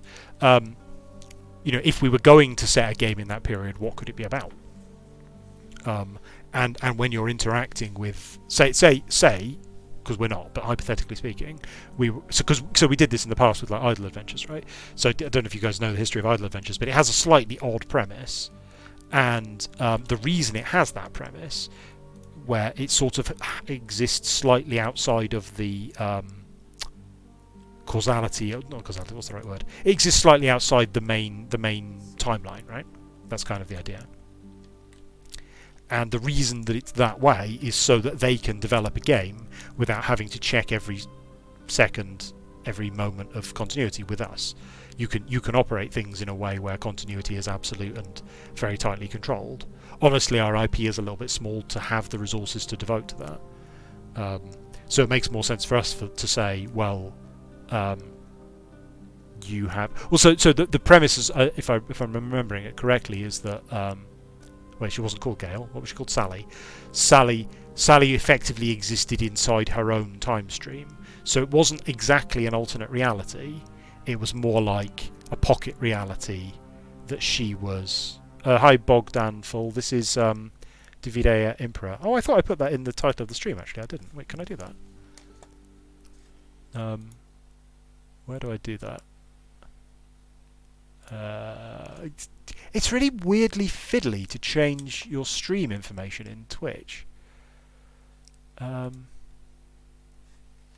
doesn't seem like I can edit the title and the description and the tags and the game and everything, but there doesn't seem to be a quick way of like loading between. There doesn't seem to be a quick way of loading between different. Like if I want to stream something on Mondays and something else on Thursdays. It doesn't seem to format that very well. It's very confusing. Right, there we go. I think I've changed the title correctly? I think so. Back to Twitch. No, I don't want to go back to the main page of Twitch, do I? And watch someone else streaming. That doesn't make any sense.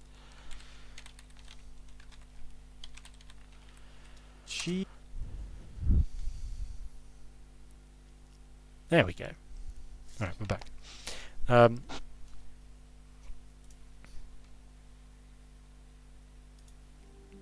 Yeah, I'm playing Divide Emperor badly whilst rambling about the design of RuneScape. Right, they haven't attacked. That's good, I guess.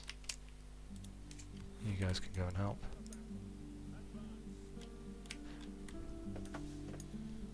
So the self-imposed rule I have that I'm not allowed another army until I conquer Sicily, and I'm not allowed to conquer Sicily until I've conquered Corsica and Sardinia. It's kind of means I've got kind of an awkward number of armies to work with here. What happened in 248 BC? Simulus won the Stadion race. And the Mauryan king Ashoka the Great, dedicated to the propagation of Buddhism.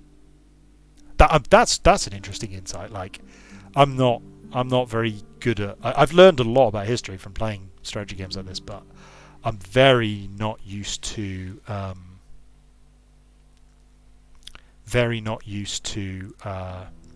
like things where we don't, at least in pop culture, we don't think of those as interacting. So like we don't think of Roman history and Indian history as being particularly closely related. So the fact that it's kind of an insight into what was going on in India at the time is really interesting to me. So Buddhism was spreading in India is really interesting. I don't know. Maybe it's slightly offensive to say that Indian history doesn't matter too much to the UK because, of course, we had such a devastating impact on them. But there is a limit to how much of history it's possible to. Rome obviously had an enormous impact on our culture, and so I think fixating on Rome and Greece, it makes some sense. I don't think that's purely like imperialism and colonialism, except in as much as like responding to their imperialism and colonialism. Sorry, where was I? So, oh, I need to move my spies, and then I'll talk about. Wait, did I move that one already?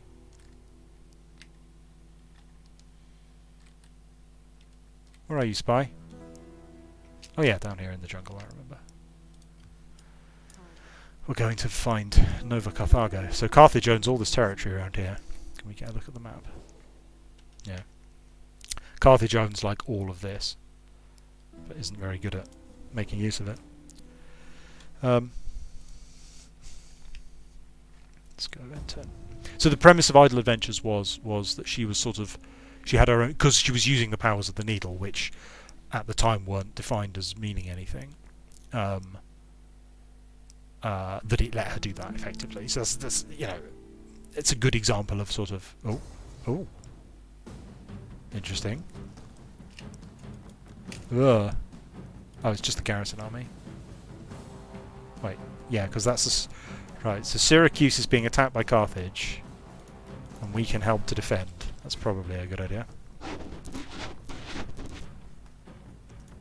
Yeah, but so the premise of Idle Adventures allowed them to tell stories without interfering with our continuity and constantly having to check things with us. Because the premise of the game was that Sally could reset time, so nothing she did actually mattered to our continuity, right?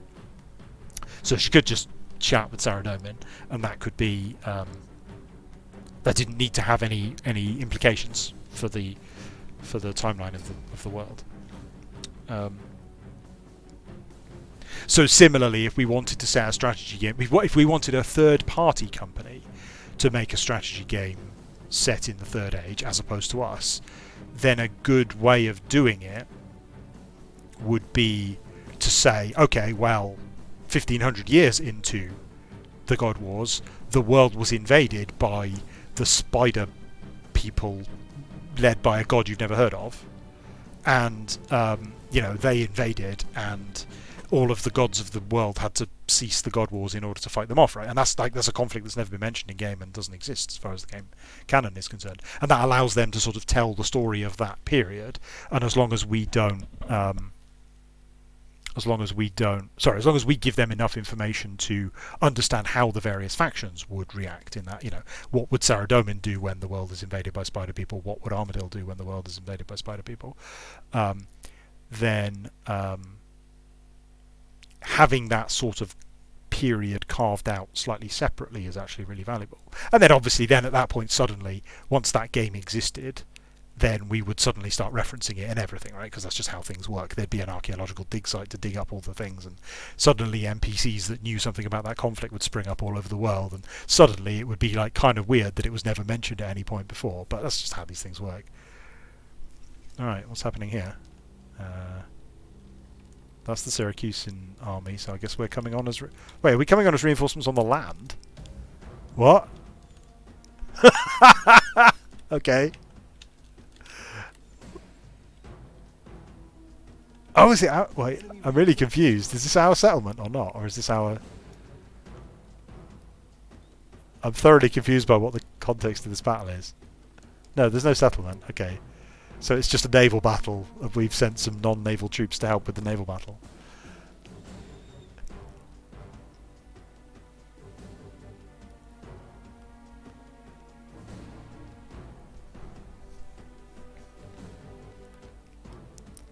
Wow, these are some real quality troops I've got here. I'm sure this is going to be really good. I'll speed it up. Last time I sped it up, it went really well. Are the Syracusans landing, or are they going off to fight at sea?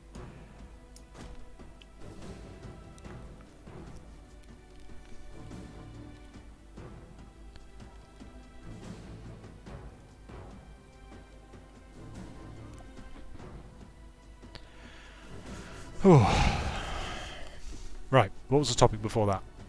Can't remember. Well, no, that was connected to the original strategy game topic, was like, right. So, like, that was certainly how I was designing when I was writing the Third Age doc. So that was the purpose of that document was there was a piece of content that made heavy reference to the end of the Third Age, and So I was writing that so that there would be a consistent backstory to work from for whatever whatever content they ended up deciding to make. They had a concept to work with.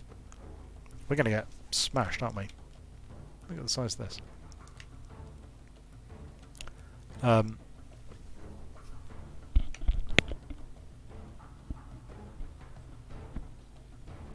But I was very much writing it from the perspective of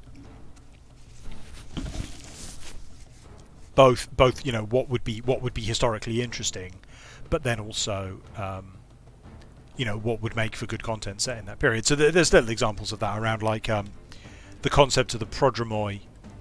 I think I mentioned that, like, so prodromoi are Icene scouts who individually scout off ahead of the army, and they're sort of scout, spy, infiltrator type people. They're not just military scouts. So they might have to, like, land in a friendly village and, like, hide or something like that. And I put in the little mention that, like, they're folk heroes to the Saradominists, and Saradominist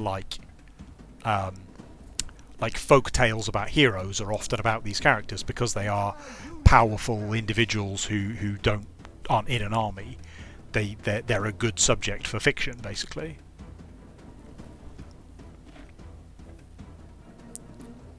Did he talk about a sailing prototype? I don't think I've seen that. Obviously, we have the perfect prototype that's in Gower Quest. That's the only sailing you need. Yeah, I'm not keen on the... I don't know, I guess the naval combat's kind of charming in this, but it's... If you saw me doing a naval battle last week, it's a bit of a nightmare, to be honest.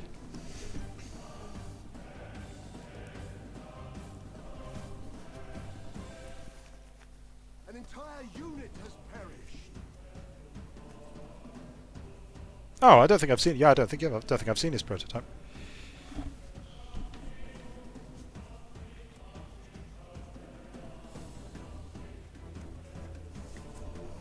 That's a huge boat. Look at that boat. Mercenary Scutarii. Scutarii is a random tangent, right? So Scutarii obviously is a unit type in in the Order of Ascension, and so the reason I picked the various names that are in the Order of Ascension is because they're the more obscure ones. They're not like Triarii or anything like that. And my suspicion is that Scutarius isn't a troop type as we think about it, right? Like a Hastati, or Hastati, I don't know if it's Hastatius or whatever, but Hastati are a formal unit type in the Warhammer sense, right? That, like, they were organised individually and they had a name and an origin and a purpose. I would guess, so Scutarii just means, or Scutarius just means guy with shield. And I suspect that wasn't a unit type in the same sense that Hastati were, but more that, like, it's a way of referencing soldiers who have shields. Like, we would say, like, I don't know, well, we wouldn't say that nowadays because we don't have that. But, like, you say spearmen to refer to them by the fact that they have spears, but presumably you say Scutarii to refer to the fact that their primary battlefield purpose is to carry shields. Or perhaps because a scutum is a particular kind of shield, so maybe it's like these troops are armed with this kind of shield. Yeah, it's great, isn't it? They're running and jumping on the ship, sinking it, and then it waits for them all to leave before the ship sinks. The Greek soldiers do look badass. We could play... I mean, I'm playing this as the Romans, but actually we could play it as any of, like, 27 different cultures, and there's a whole load of... Because Greeks are quite well documented in the same way as Romans are, right? So, like, there's a huge amount of historical research in what the Greek units should be armed with, and when they develop different types of shield and different types of breastplate and stuff to try to get, like, historically accurate. Do you think they're going to come on the land and wipe us out? I wonder if we should just run away. Might be a good idea, actually. It's kind of fun watching them all get sunk, but I think those Carthaginians might be coming to massacre us. I think we can build Greek fire. Well, we can build, like, boats armed with fire pots, I think. How do I retreat? There must be a button for that. There we go. Withdraw.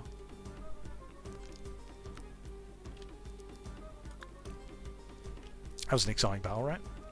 They're just sitting there, aren't they? There's a timer somewhere. Where's the...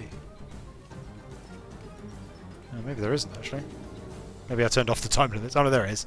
There's an hour. These battles can last an hour. They don't seem to be coming for us, though, do they? Well, there's no point just sitting here and waiting the clock out. Maybe I would if there was no one watching and I could just go do something else. Just wait the clock out to see what happens. I don't think it's very good use of the stream.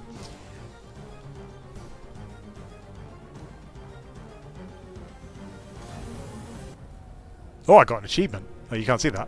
I wonder what that... Let's have a look at what that achievement was. That was... Fight a combined battle during a campaign using both land and naval forces. Yeah. It's a well-earned achievement there. Guys, didn't cause any casualties.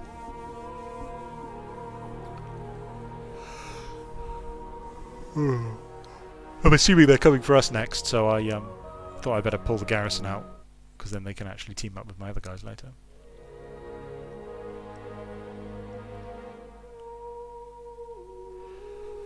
Ooh. And yeah, I'm not keen on the naval combat in Total War. I'm not sure. I think like it doesn't control particularly well. There are flaws in Total War's battles, but they are fundamentally they control reasonably well. It's all about like grabbing your units and dragging with the right mouse button to point them in particular directions and lining them up and facing each other. And the naval stuff is like it's just I mean, you could see that battle there, right? It's just chaos with ships bumping into each other and everyone sinking. And it's very, very swingy. Like if their boat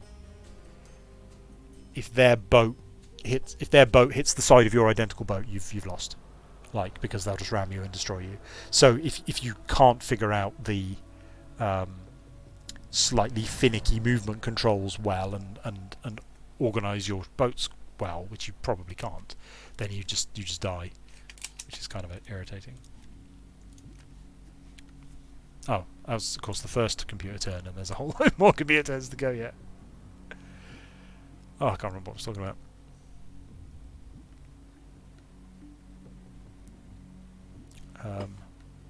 Oh, Progemoy, yeah, Progemoy. So, like, yeah, my premise with Progemoy was that that one suggests not only like a premise for an RPG. You know, you could all be Progemoy. So, like, in the context of like, what would an RPG? Sorry, like a tabletop RPG or a single-player computer RPG, not an MMO or not a strategy game. What characters exist within the setting? What premises exist within the setting that allow for that? Again, like, no one's planning to make a pen and paper RPG, right? But my ethos is try to set the setting up in such a way that it affords these things as and when they're needed. Because as it is, like, the God Wars doesn't have any...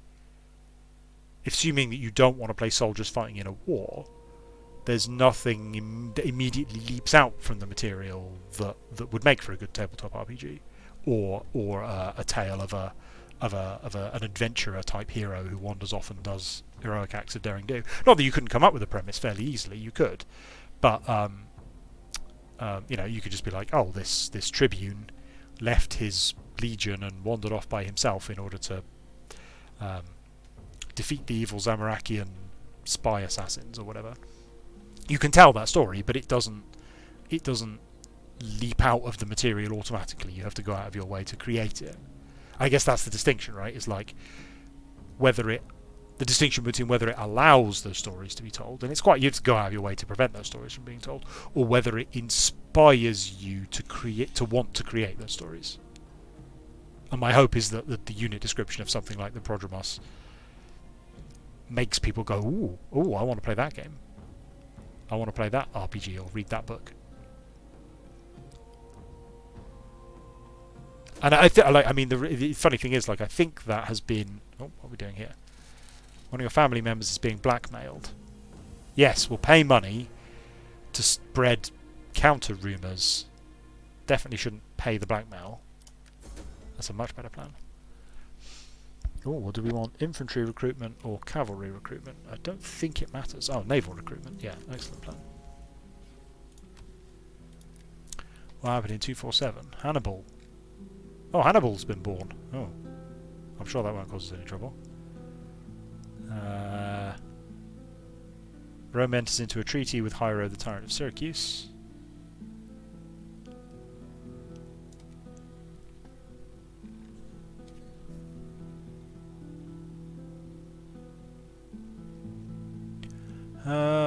By this stage in the Punic War, Carthage has lost to Rome all its Sicilian possessions except Lillebaum and Drepanum. Hamilcar Barca takes over the chief command of the Carthaginian forces in Sicily at the time when the island is almost completely in the hands of the Romans. Landing on the northwest of the island with a small mercenary force, he seizes a strong position on Mount Ercti, Monte Pellegrino near Palermo, and not only successfully defends himself against all attacks, but also carries his raids as far as the coast of southern Italy. So I think Hamilcar is Hannibal's dad. I think. In which case, so his wife gave birth to Hannibal while he was away campaigning in Sicily.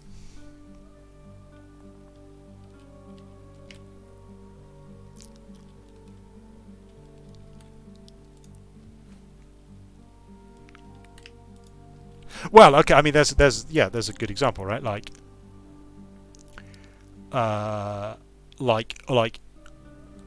the other races should definitely have taken part in the God Wars because that makes the setting richer. So same answer for everything of this, right? Like, did any gnomes take part in the God Wars? Yes, they absolutely should because there's more people.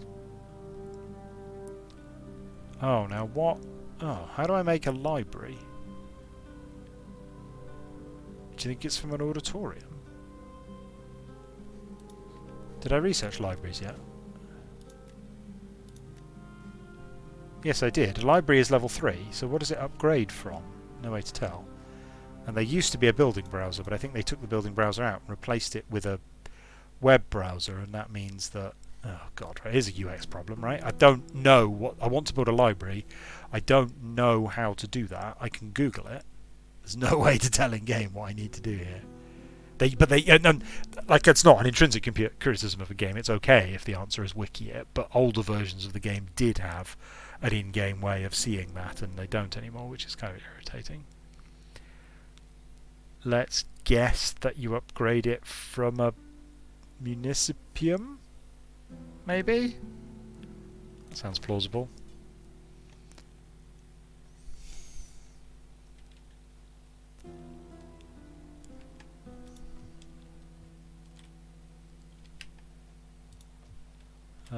Right, they are defending there.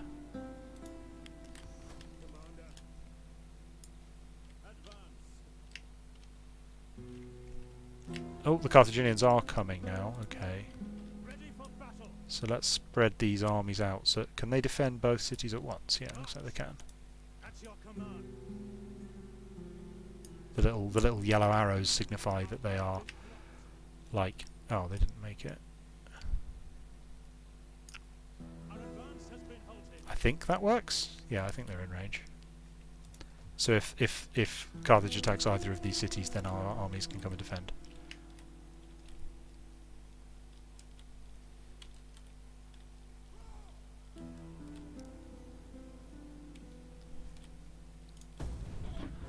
Yeah, it's a bit awkward. Yeah, archaeology is intrinsically a bit awkward when there are characters who are alive, who could have told us. Not much to be done about it, to be honest.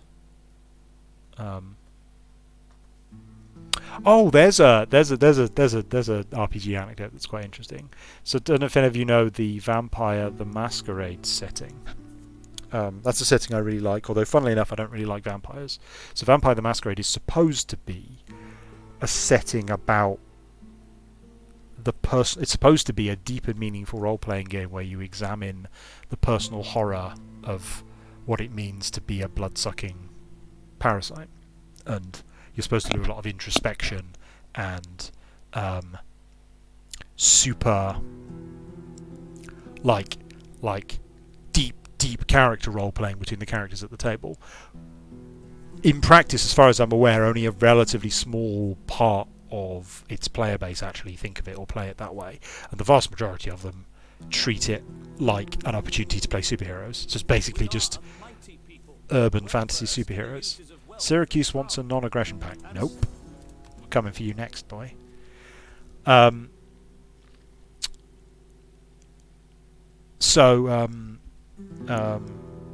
People play it. People play it like Underworld. It's supposed to be Interview with the Vampire, but people play it like it's Underworld, the role-playing game. And the bit of the setting that I like is that it has this fascinating ancient history. So, like, it started out as a fairly rudimentary setting. No, that was a different faction set. That was Epirus. I want peace with Epirus. I don't want a non-aggression pact with Syracuse. Well, that's the point of being Romans, right? It's like, I don't want peace with everyone. I only want peace with the people I don't currently want fighting me.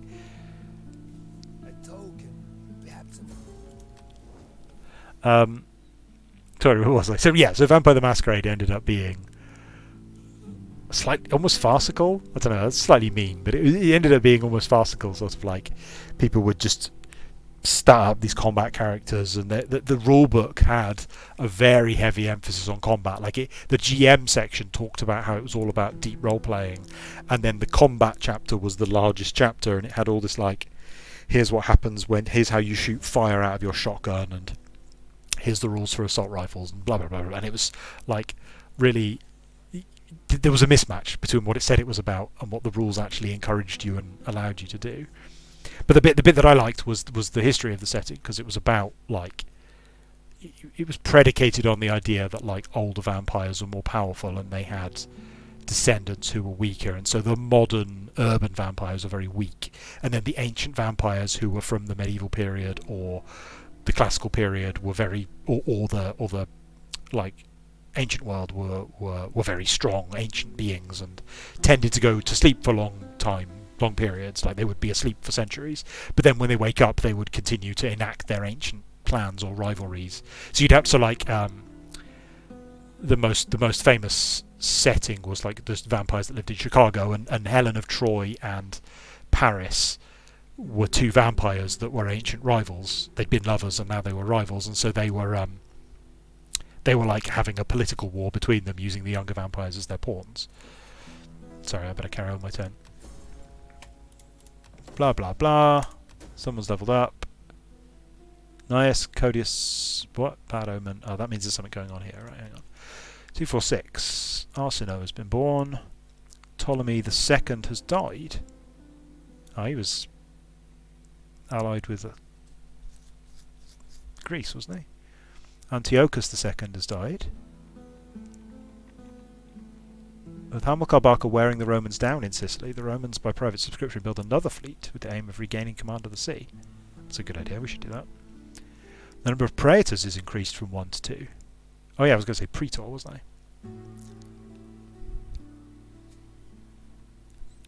The second praetor is appointed to relieve the backlog of judicial business and give the Republic a magistrate with Imperium who can field an army in an emergency when both consuls are away fighting a war. That's the whole thing about, like, only having 2 legions at a time. But that suggests immediately that, like, they sent both their consuls off to lead a legion each, and then they still had other troops back at home. Something that doesn't model very well. Well, the game doesn't model at all, but, like, conventional models of Rome don't think about that very well either. Ptolemy II dies and is succeeded by his son, with the imaginative name of Ptolemy III. And then some stuff about the Seleucids. I don't know much about the Seleucids. I should probably learn, but I don't think now is the time. Right, what are we doing here? Should we kick these? What the faction is called Epirus.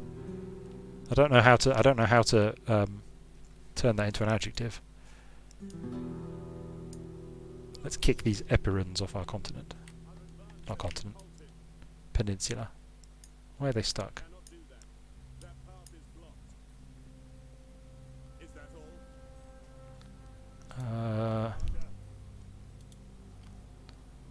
Are they close enough to support? They would be if they were standing. I don't understand. Right, so if they were to attack, yes, that would work. Ah! Victory for Rome. Well done, guys. They would be attacking without support there. Well, that would be more of a straight fight, wouldn't it? So why don't we do that?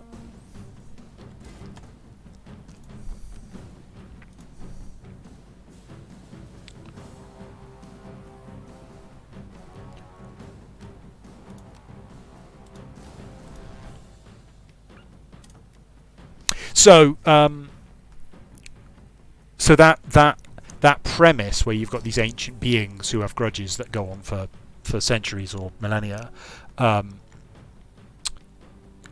put a strong emphasis on the game's backstory. So initially it was very rudimentary and sort of barely mentioned at all, and then gradually they fleshed it out more and more and more. And they had a really irritating attitude to canon where they said essentially everything is questionable canon. The contents of every single book is questionable canon, and we can retcon any of it at any time because everything might not be true. And I found that kind of an irritating attitude to take. Like I don't mind retcons because retcons are sometimes necessary, but it irritates me when they try to excuse retcons by saying essentially nothing is canon. But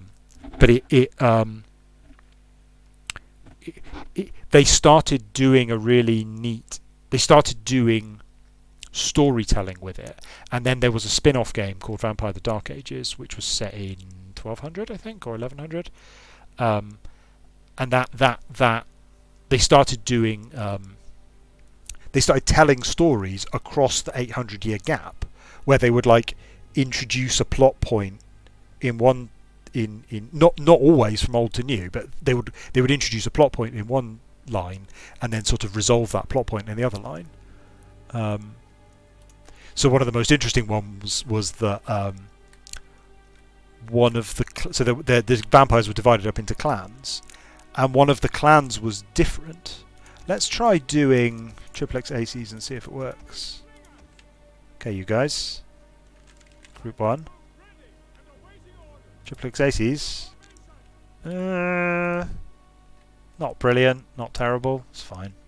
Okay. You guys can be on that flank, and you guys can be on that flank. Where are my equites? What? I've got equites extraordinarii, but I've got no equites. Oh well. It's fine. Right.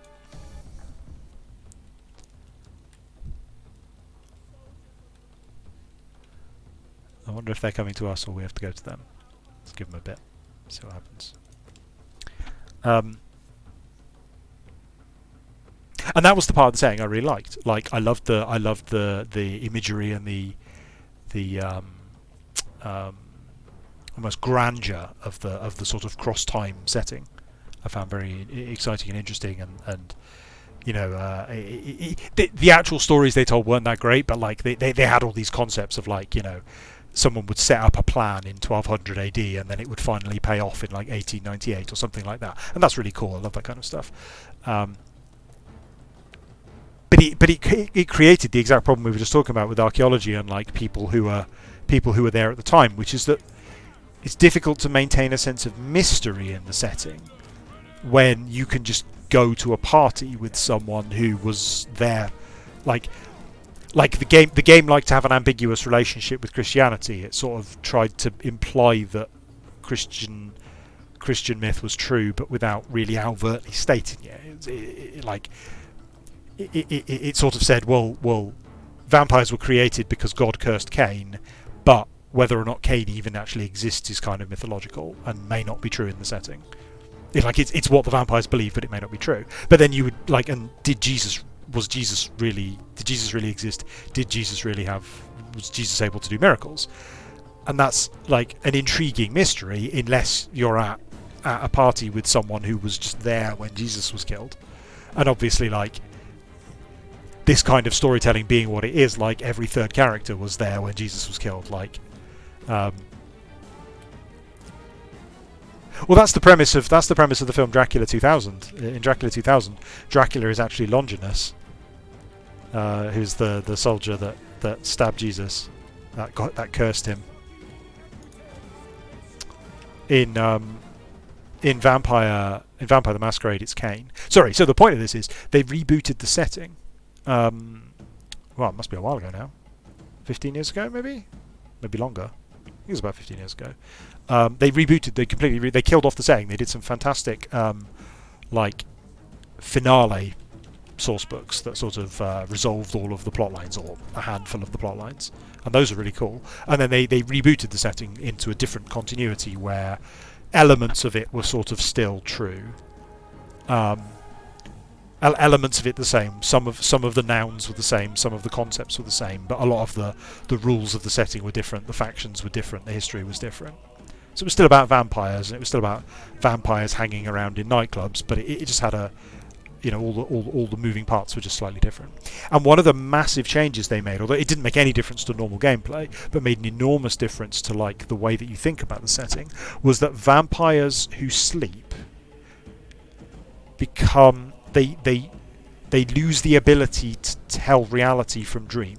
So they go to sleep for 300 years, they wake up having had loads of weird dreams, 300 years of weird dreams, and they now can't remember what is actually real and what's not, which means they constantly disagree with each other about what actually happened. So you have a load of vampires who were all there when Jesus was killed, and by like 400 AD, none of them can agree on what actually happened. And that means that effectively the setting has no history, because there's no truth whatsoever. There almost is no objective truth that can be determined.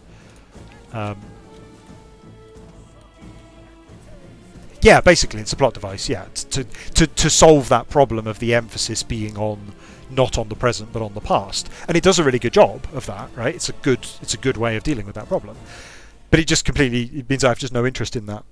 I have no interest in that setting, because the aspects of that setting that intrigue me and that I was most interested in weren't, you know, oh my god, it's so awful to be in a nightclub sucking people's blood.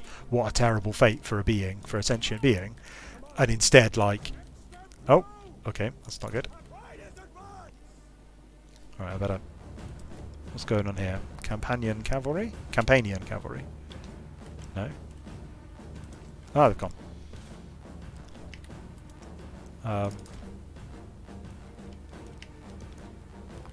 I guess that's just a roundabout way of essentially saying, like, yes, it's a little bit of a plot hole that Azanadra can't just tell you everything.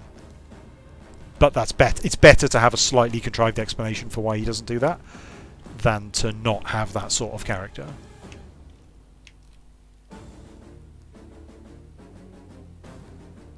Yeah, it's funnily enough, like, because I have dozens of vampire source books, and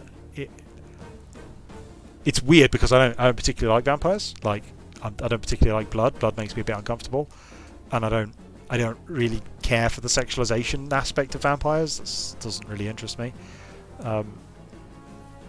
So I find the whole thing kind of awkward and a bit annoying. So there's whole swathes of those source books that just make me uncomfortable to read, because they're sort of focusing on an aspect of the genre that I find distasteful.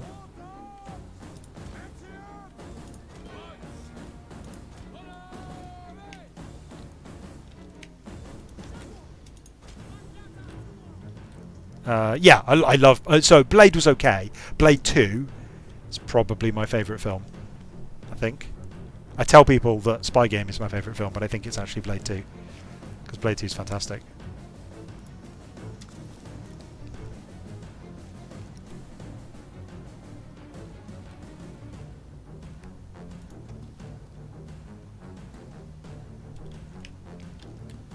I don't feel like my armies are very well placed.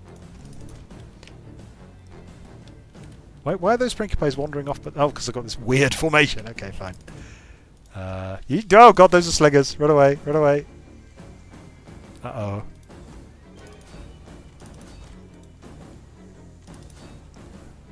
Oh, I've made a mess. Oh god, are those elephants? Yep. It's fine now, I've got javelins. And what we've learned is... Oh, Jesus.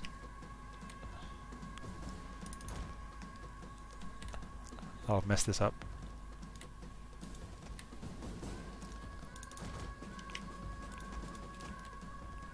That's what I get for rambling about vampire when I should be paying attention to Roman history.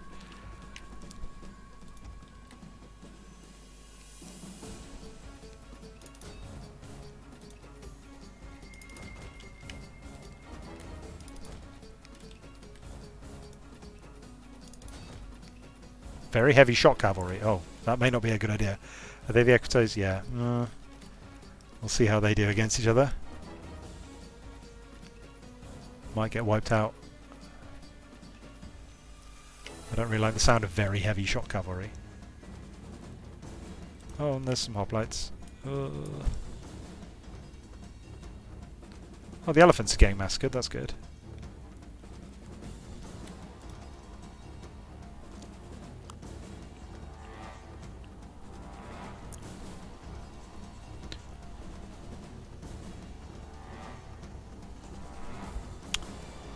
Yeah, Dracula's another one of those examples of like with the Lord of the Rings, right? It's like it's the genre originator, and actually it does far more work than you'd expect. It actually did originate a lot of those tropes. Are they losing slightly? If those pikemen come in, we are screwed. Right, run away, guys! Run away!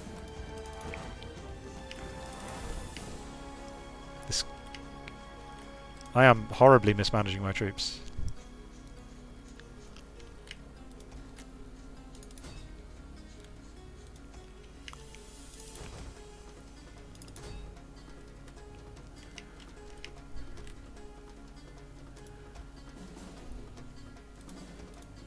I'm not sure sexy vampire has been true for centuries. I mean, there's... Oh, sorry, you mean evil is sexy has been a trope. Yeah, evil is sexy. Well, is it? Oh, yeah, I mean, yes, I guess you've got your medieval, like, succubus and that sort of thing. But I think that's connected to, like, weird, Christian, like, sex is bad rather than evil is sexy, exactly. So it's more like sexy is evil than evil is sexy. You guys should probably help. Maybe you guys could get in there and do something?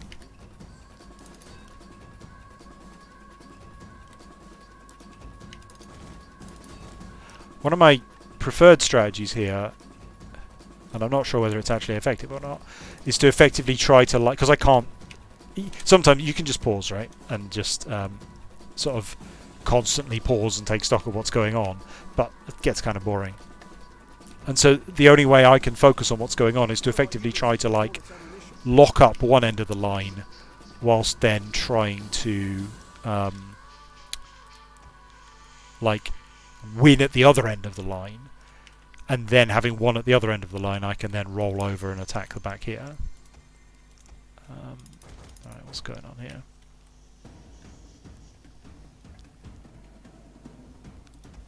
So I'm sending these guys in to hopefully I can break this unit that doesn't have any name. I guess that's a bug in the unit name mod. Why are they charging their own unit in the back? It's a bit confusing. Alright, you guys. Oh, that's fine. He's supposed to be.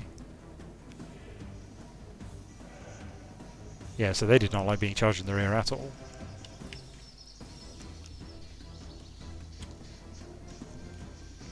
I'm assuming that this is historically accurate, but I don't. It's interesting the distinction between like frontage and stuff. Warhammer, the tabletop game, has a bunch of rules about units like lapping round and surrounding each other, and that's quite a thing. And I assume that the emphasis they place on that, because Warhammer was originally they were like historical battle enthusiasts that made the original Warhammer. Oh, did I finish talking about Vampire? Yeah, I did. Finish talking about Vampire. Because I've got a totally unrelated anecdote. The people that made Warhammer were historical fans. And that's quite interesting. I mean, they were fantasy fans too. Obviously, they played... Dungeons & Dragons was relatively new at the time, but I'm sure they played Dungeons & Dragons and relative things. And they obviously fans of the Lord of the Rings, and that's the sort of material they put into their thing. But fundamentally, there wasn't... You couldn't be a fan of only D&D at the time, in the early 80s or late 70s. There wasn't enough fantasy to be a fan of only fantasy. If you were into fantasy, you were probably also into, you know, ancient battles and medieval battles and that sort of thing that is connected to the genre. And so, I mean, I know for sure for some of them, and you can sort of tell by reading what they write for the others that I think a lot of the early Warhammer writers were relatively well educated about like real life history and battle tactics and politics and concepts, and a lot of it, a lot of it's filtered through a pop culture understanding of that material, but still it's there. And then so what you get is actually a relatively grounded setting. Warhammer's interesting and unusual in the emphasis it places on the Holy Roman Empire, which I didn't even know about when I was a child getting into Warhammer. I knew about, English knights and French knights. I didn't know anything about Germany in the medieval period. So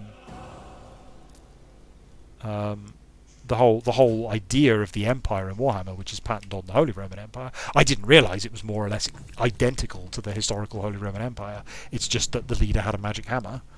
That's the only major difference between the two. Is that gonna... You have to be careful charging spearmen in the rear. Sometimes it's incredibly effective, and sometimes they pop their spears down and turn around and massacre you. Not sure which is happening here. That is my general though, so maybe pull out. Oh god, he's going to get charged in the back. Oh, that's not good.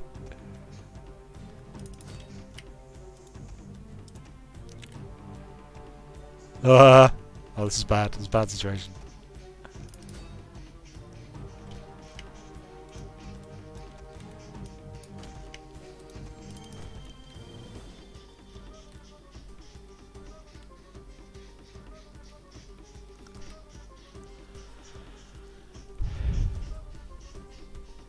Yeah, the Warhammer, like most settings, not RuneScape, interestingly, but like most fantasy settings, like the Warhammer world is like...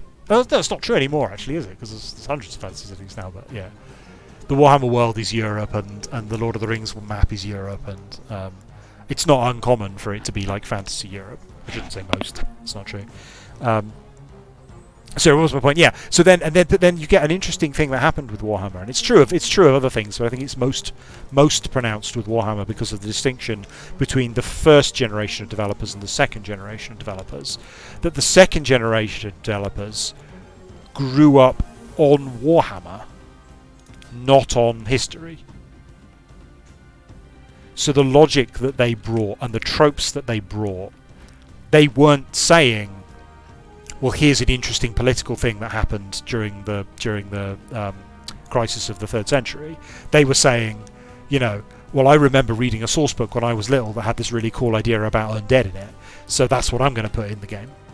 Or they grew up on a diet of D&D and Warhammer and fantasy, because by that point, fantasy was so common that it was possible to like fill your life with fantasy and only fantasy. You could only read fantasy novels. And just never stop reading novels because there were so many of them.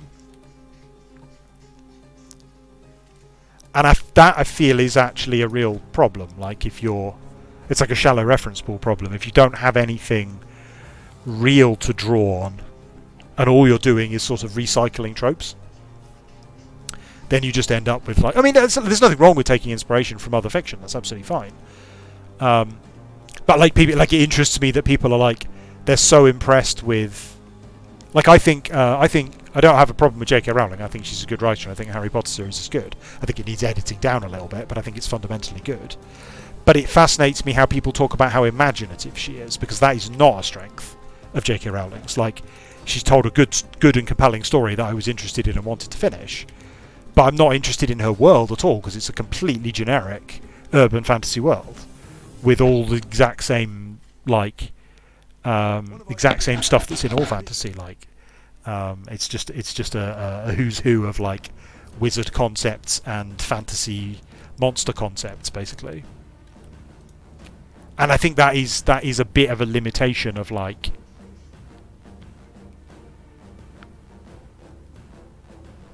It's essentially just recycled tropes, right? Obviously, I mean, I do that a lot in RuneScape as well, so I'm not saying I'm any better than J.K. Rowling, although I don't think that's too harsh a stick to beat myself with, to not be better than J.K. Rowling.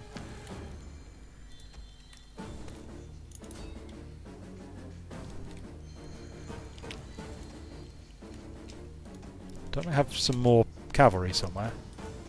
Oh, there they are. Get out of there, guys!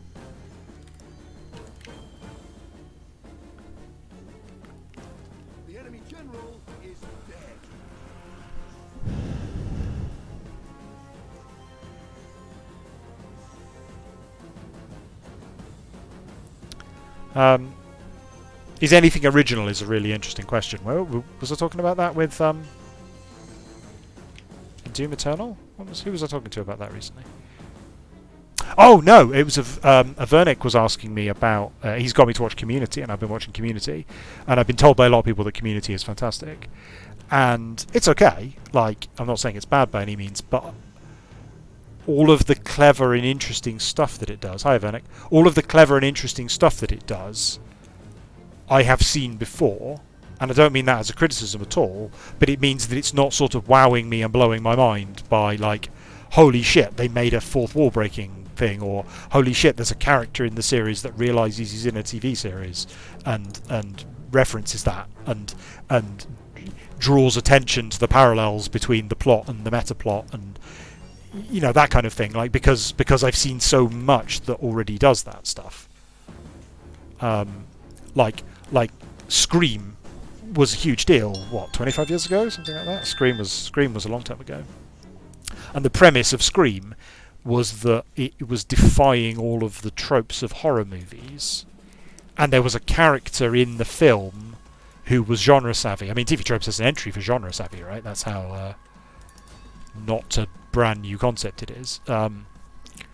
He was aware that he was in or he quickly figured out that this was a slasher movie, and so he kept explaining all the rules to everybody about, like, you know, if you have sex, that means you're going to die first, and if you're black, that means you're going to die first, and then he would and that, like, so that basic concept of the genre savvy character. I'm sure Scream wasn't the first to do it either. I'm sure there's something before that. It wouldn't surprise me if Hitchcock did something like that. That sounds like his kind of thing. But when you experience something for the first time, that's what makes it. That's what makes it important to you. So it's not that Scream itself is amazing. It's that. Was that Night of the Living Dead? Oh no, I think he dies in Night of the Living Dead. Night of the Living Dead's really interesting. That's another one of those, like, I think Night of the Living Dead is like the first zombie film, and it's pretty good. I watched it recently. It was actually pretty good, and I was surprised by, like, it feels very much like it predates a lot of the tropes of the genre. Like with The Lord of the Rings, right? Like, it's better than a lot of the things that later imitated it. Did one of my units just get wiped out fighting that other unit that then also got wiped out? What happened there? Okay, I feel like my leadership there was slightly embarrassing, and we took far more casualties than we really needed to, but never mind. That is, as always, why I'm playing on easy.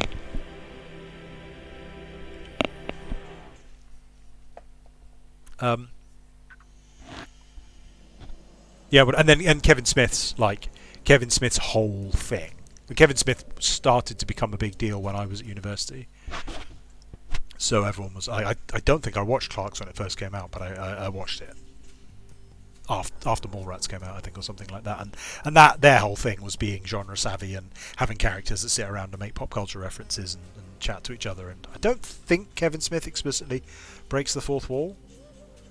I can't remember the first. Oh yeah, well I think it was House of Cards. So House of Cards breaks the fourth wall, but it does so in the form of soliloquy. So I think this. So I've never seen the remake House of Cards. I've seen the original.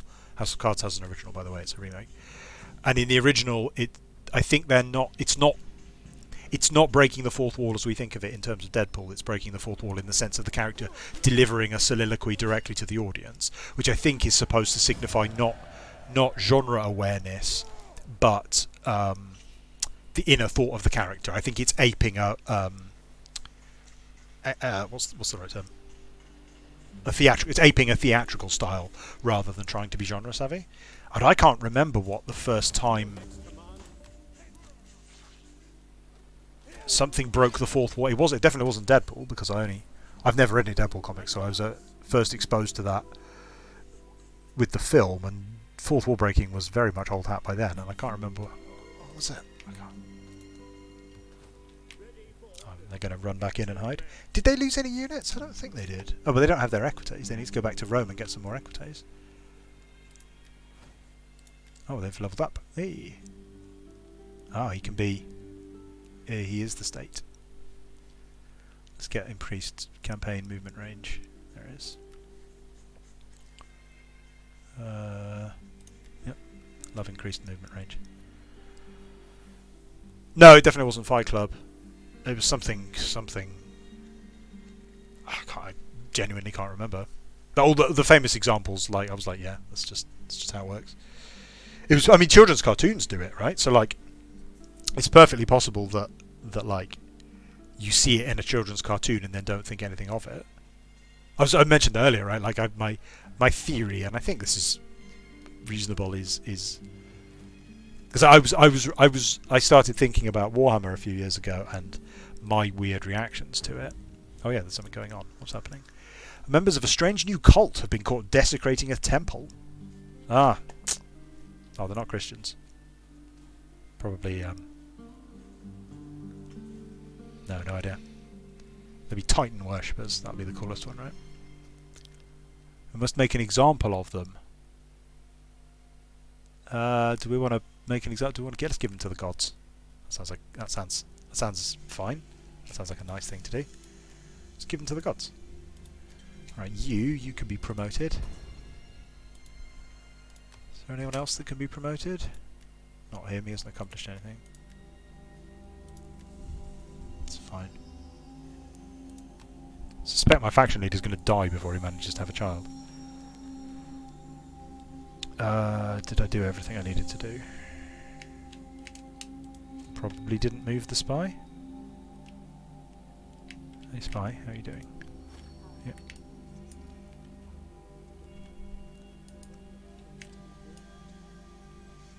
I think... Oh, no, I don't want to...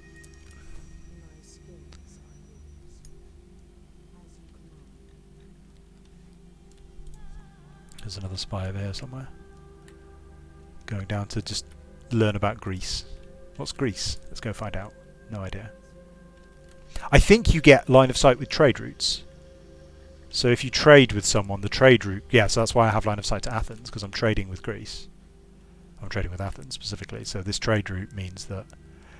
Yeah, there's a whole mechanic here where I'm exporting all this stuff. Because I have a trade agreement, it's doing some complicated calculation to work out what's being sold to who and for how much, and that creates these lines on the map, which then... What is that that's... I don't know why that Discord sound is audible. That's really confusing. Oh, I don't know. Doesn't matter. Yeah, why is that Discord sound coming through?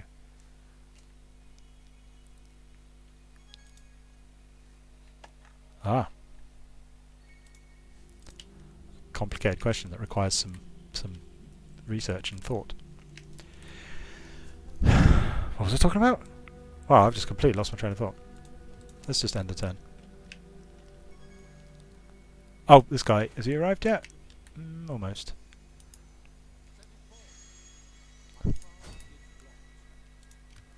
Oh, you can embed these guys in armies. Oh, we can't get through. What? Damn. Oh, well, that's fine. It's close enough. They'll probably move next turn. Oh, God. Fusus has leveled up again. Damn it, Fusus.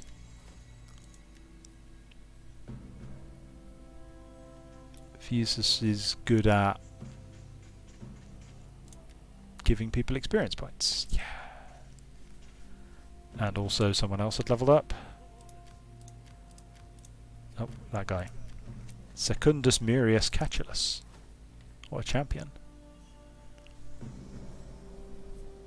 Oh, he can also have a dog. Ah, he can have a pet snake. That's a good choice. And he's going for reduced construction costs. That's probably a good idea. There we go. But we can't actually build anything. I feel like, I guess we have a weirdly exaggerated amount of money because of playing on easy, but it does feel like as soon as I research a tech, I'm going to be able to spam that building across my empire. It's very gamey. I'm not keen on that. Like, how gamey it is in terms of, like, doesn't feel historically meaningful at all. It's just literally clicking on random coloured buttons that have words on them that have some period period resemblance. I don't feel like I'm making decisions as if I was the governor of Rome or anything like that. I'm just waiting for my people to discover libraries so I can build libraries. Oh, you're still watching coupling? Yeah, coupling is weird. Yeah, and coupling. So yeah, another thing the community does is like play with the format of a show, right? Like rather than just having a premise each week, it has concept episodes which are like directed in the style of something, and that again, like like community has an episode which is it comes up with a thin premise for why there's a zombie invasion, and then they do a zombie invasion episode that's shot in the style of a zombie invasion. And hi, Native Fiend.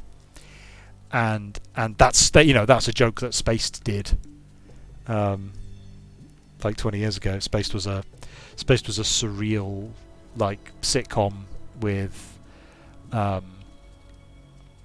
what's his name? Simon Pegg. It was Simon Pegg's like first big thing. But we've not successfully managed to accomplish anything this evening. I guess I probably should have started a war or something, shouldn't I? What year is it now? Is it time to start the mercenary war yet? I'm not sure whether I'd recommend Spaced. It's one of those things where like you may or may not like it, but it's worthy, if that makes sense as a distinction.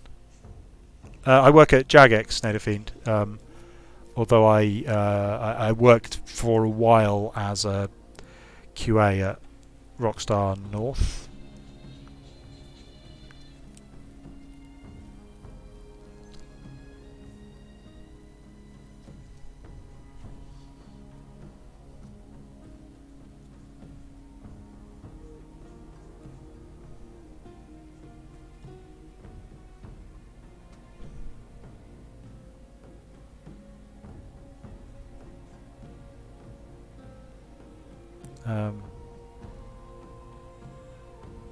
But I think there are new things. I don't think it is. Or maybe it's ideological rather than realistic. But when someone says there aren't any new ideas, I don't think I agree with you.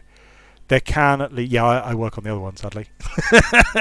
Not sadly for me, but sadly for the people I meet at RuneFest who are like old school, and I'm like sorry, and then I give them a hug anyway.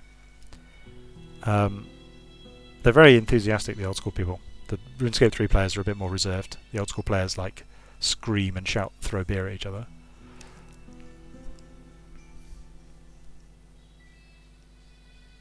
I was QA on GTA 4's 2 DLC expansions. Oddly. Although, so the guy I went to uni with, who was in my team, who's in one of my teams at uni, he was a developer on GTA 4. He was like quite a big developer on GTA 4. I think he was on GTA 5 as well, but I haven't stayed in touch with him. Alright, what's happening? Someone's leveled up. Oh, the cultists have been entombed and left to the mercy of the gods. Those who went into the tomb to retrieve the bodies refused to speak of the horrors they saw. They would take the grisly memories to their graves. Oh, and it's given me a minus 10% wealth from agriculture penalty because the gods are very unhappy about it. Great. I mean, there's a good example of on a slightly smaller scale of the sort of writing I was talking about at the start. That what they've done there with 3 sentences of text is create an intriguing mystery. I mean, it's a meaningless mystery because it's not part of the content of this sort of game, right? But it's thought-provoking, and it immediately makes you think of like what could that be? You know, you could add a quest to Assassin's Creed Rome that had that premise. You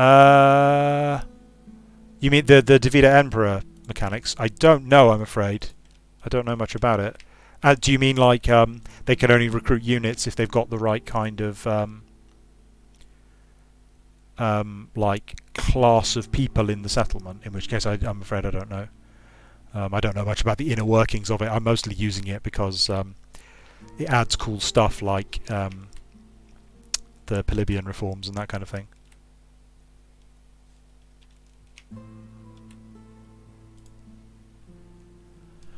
It's getting quite late. I probably shouldn't play much longer. 245. Apollonius of Rhodes died. Babylon and Susa fall to the Egyptian armies of Ptolemy. Oh, he's doing well. Ptolemy III only succeeded. He only became king a year ago. He's doing well.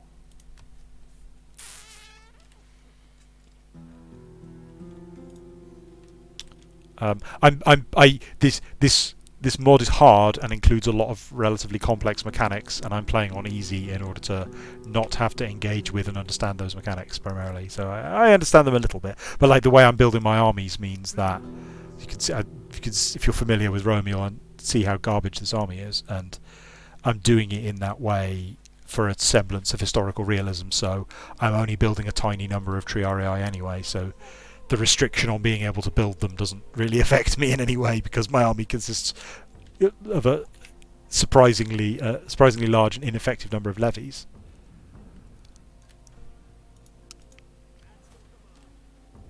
They're still healing. Still nothing I can build. Oh, spy. Where's the spy? Come on, let's go visit Nova Carthago. Is it up here somewhere? Yeah.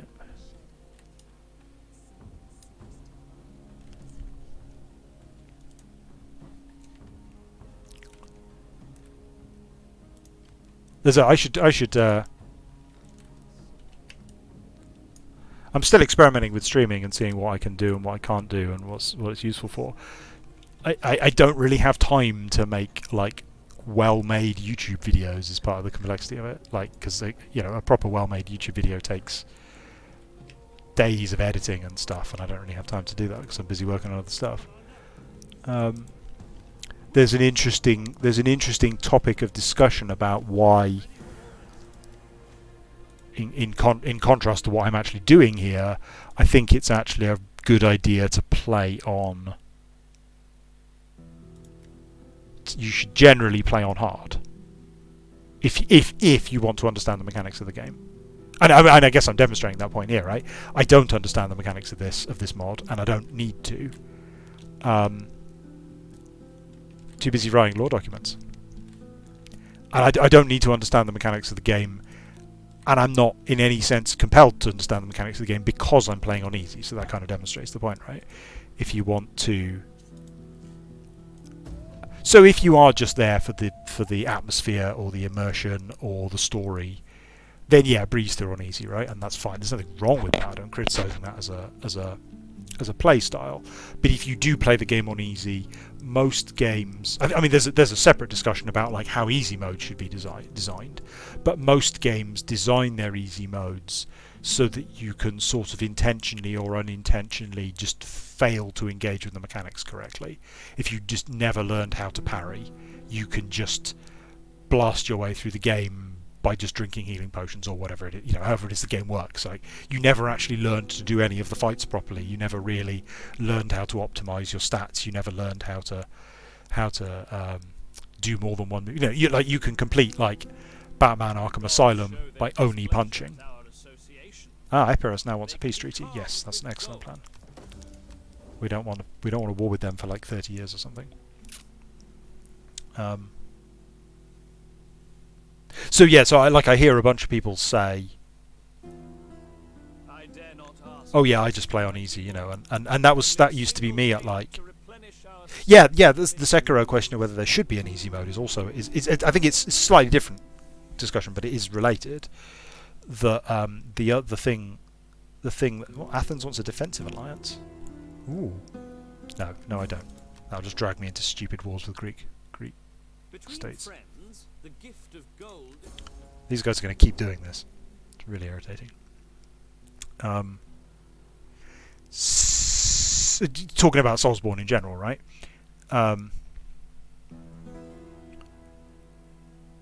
You can be elitist about it, and I don't have any. If you interact with me at all during the Compcape designs, then you'll know that I'm not fond of that kind of argument. Like, you don't deserve it.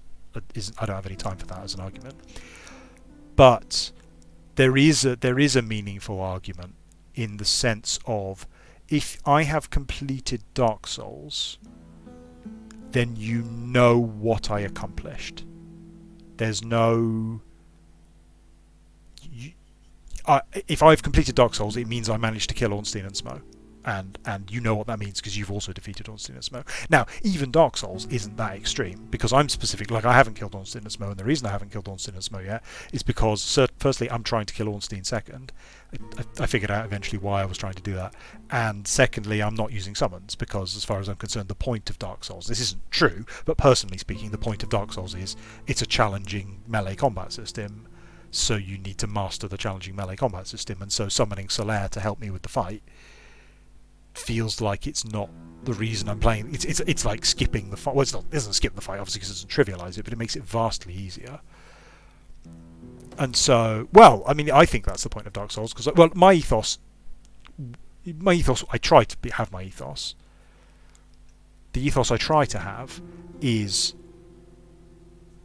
games are good at what they're good at. Yes, you can, right, that's exactly my point, right? Dark Souls allows you to play it in ways... Like, Dark Souls spellcasting mechanics aren't very good.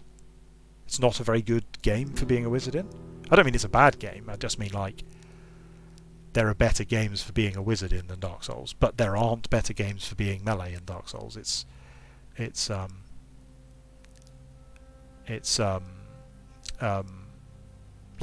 fantastic game for that sort of grounded, heavy, slow-paced parrying and stabbing. Like, it nails. I mean, well, I haven't played Dark Souls 2 or 3, and I'm told they're better. Bloodborne has a different pace and a different style to it, but Dark Souls executes that incredibly well. So if I'm playing Dark Souls, it's for that reason, because it does that well. That's the thing that draws me to the game in the first place. There's a bunch of, like, Dark Souls is a great game. It's a difficult thing to say about Dark Souls, right? Because it's so flawed. Dark Souls does many things well, and that's only one of them. I don't think I can stream Bloodborne. I played a bit this morning to figure out where I am. I'm at the end of... I think I'm at the end of Hunter's Nightmare. Like, I'm about to go into the fishing village, but I've not got there yet. But I think streaming from the PS4 is quite complicated. Nader Feigned asked the question, what's the biggest pro and biggest flaw of the Total War series? There's a whole essay on that. The thing that the Total War series does fantastically well, and the reason I'm playing this, is I have to phrase this very carefully. The Total War series doesn't get massive points for historical accuracy, because that's not the point. It's about... The Total War series captures like a tropey mood of the period and communicates that very well. It's got little bits of historical detail and historical fact, but it makes the period seem exciting as well as mostly accurate. That sounds harsher than I mean it, but, like, it's more important for it to be exciting than exactly historically correct.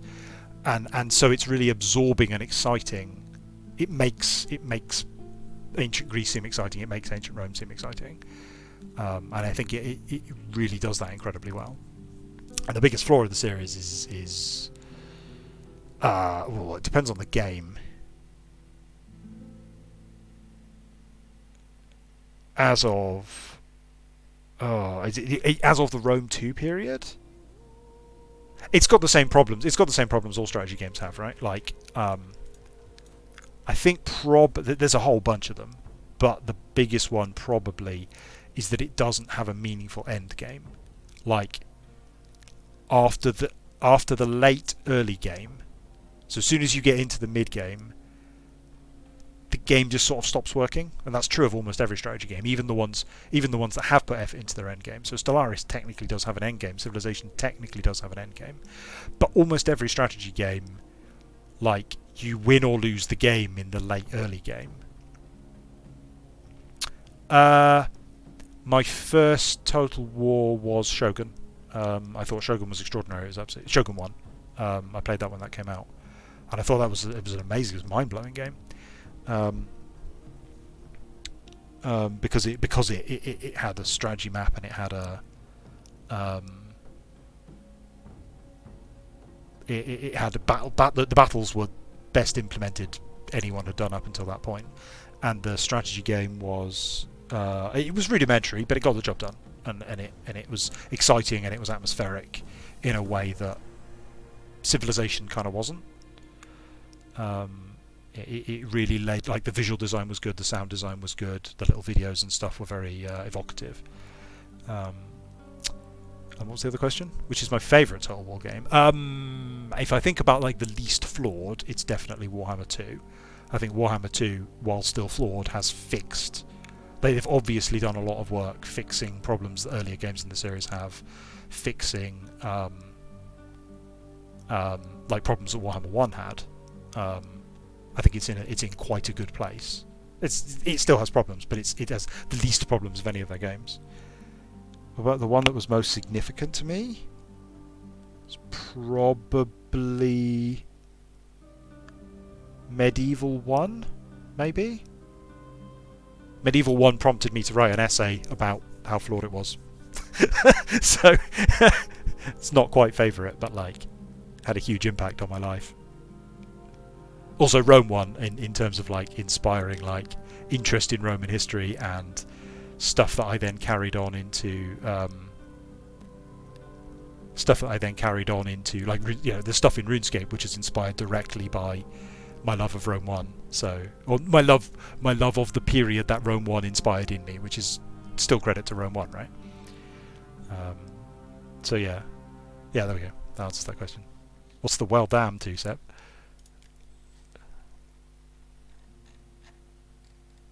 Medieval 2, Empire, and Rome 2. Yeah, Empire's just like, oh, there's so much atmosphere in Empire.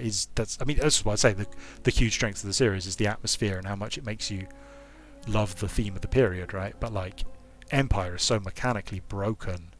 I can't in good conscience, like, you know, it just just upgrading stuff is pure pain, and the fact that the AI doesn't know how to. It's a game all about, like, sailing between Europe and America, and the AI doesn't know how to do that. I haven't read any of that. Guess we probably stop soon, shouldn't I? It's time, 7:15. Hamilcar Barca transfers his army to the slopes of Mount Eryx. Oh, they're still fighting over Sicily, apparently.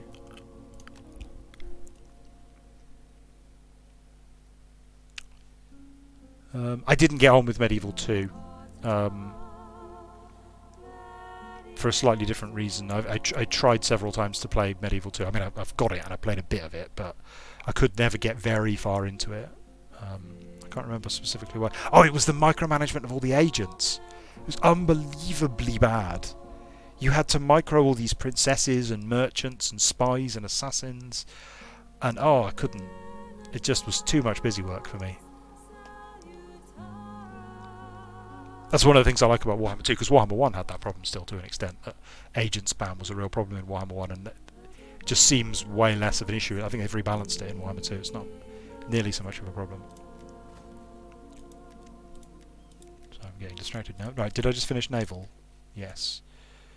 So we could build... Wow, reduced upkeep. Very exciting. What's that? Presidium Urbis. That sounds exciting. I don't even mean the late game. I mean, like, the early game. Like, you know, when you're playing as England and you've conquered Scotland and now you're trying to move out into France. By that point, you've got like 17 agents and you have to manually find and move all of them every turn. It's absolutely painful. Partly just because the UI doesn't support it very well. That's what we were doing before. Like this whole thing you have to do in Total War, where, like, there's my army. Click for the next army. Okay, there's my next army. Do I want to do anything with them? Click for my next army. Oh, it's a spy. It's not a very good interface for managing things. The way that Civ does it, I find far superior, where it's just take action space, take action space. Massively reduces the amount of cognitive load, and this sort of game is quite intense for the amount of thinking that you have to do. Now, okay, so we're now at peace with Epirus. Which means if I move the 3rd and 4th legions down to defend Sicily, the 1st and 2nd legions could go on campaign to...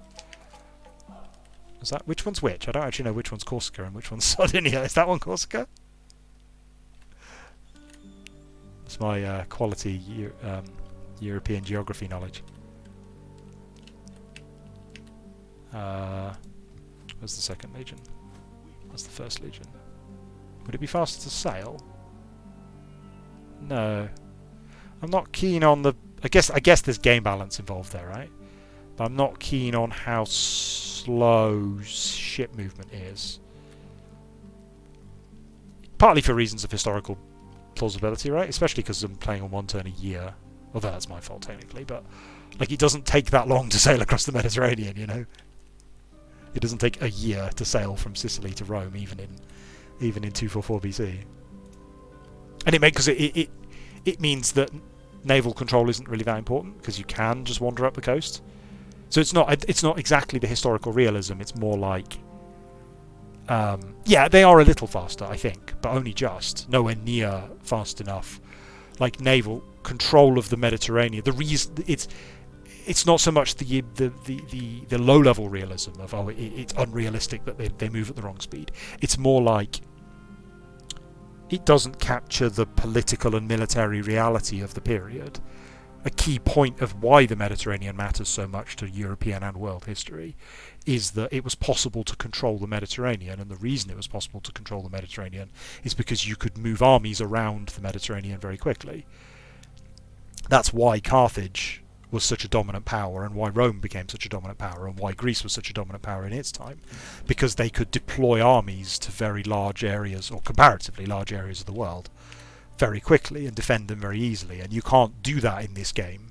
So if you look at the way a Mediterranean power works, they would go around and they would capture all the ports. That's what Carthage, owns all of this and all of this, but I don't think Carthage owns the interior of Spain because they can't sail boats there. But actually, in the way that this game works, it's much easier to defend a contiguous landmass, as in all strategy games work that way, right? Like, it's easier for me to put armies here and here, because armies that sail across the sea... I mean, so actually I am quite vulnerable to Epirus, just because this city happens to be right next to me. But I'm not vulnerable to Greece at all. If Greece wants to send a fleet up to me, it's going to have to sail very, very slowly, and I'll see it coming, and I can probably move armies around Italy in order to defend against it. Whereas we read the historical thing, right? It's like Hamilcar Barca is like under siege up here somewhere in a village, and despite that he managed to attack Italy because it's quite straightforward to sail across and attack Italy. So it bothers me a little bit, but yeah, I guess it's not that big a deal.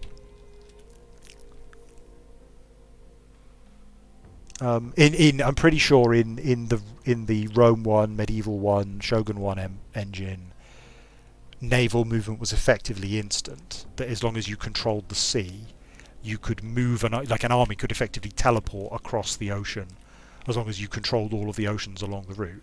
And that meant that you could, for example, like if your navies took control of the Mediterranean and the coast of the east of France, you could launch a crusade from London to Jerusalem instantly. Which, I mean, it depends on how long a turn is, right? But that's not unreasonable as an amount of sailing to do in a year or two, and far more realistic, quote realistic, than like that ship slowly sailing for 20 years along the coast. Is that everything? Probably ought to stop fairly soon. Oh, now I can upgrade that. Oh yeah, and then I can build my docks. I was going to build a docks down here, wasn't I, Panormos? Because I've been blockaded, I've effectively blockaded, and can't bloody build anything. So I've got... Do I not? Is that Taras docks then not very useful? Because if I've got the Asculum docks... No, Araminium docks. It's not actually very useful to have docks in Taras because... Oh, you know what though? I'm not at war with anyone anymore. So let's build my fleet again. For the third time. Here we go. No problem, guys.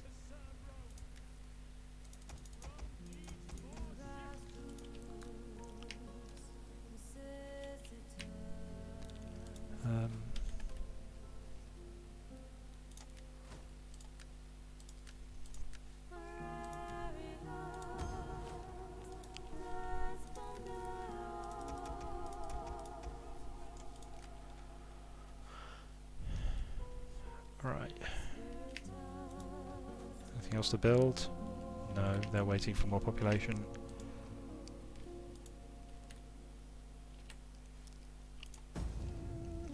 I don't know whether I would recommend this mod for someone who was taking the game a bit more seriously mechanically than I am. I'm not saying I wouldn't, I just don't know enough about the mechanics. But I don't think I would recommend Total War in general on that basis, because I don't, like I was saying earlier about, like, I think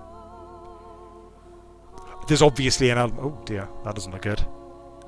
Oh, I'm not happy about this at all. Okay, if this starts a fight, then I think I'm going to save and quit. Oh my goodness.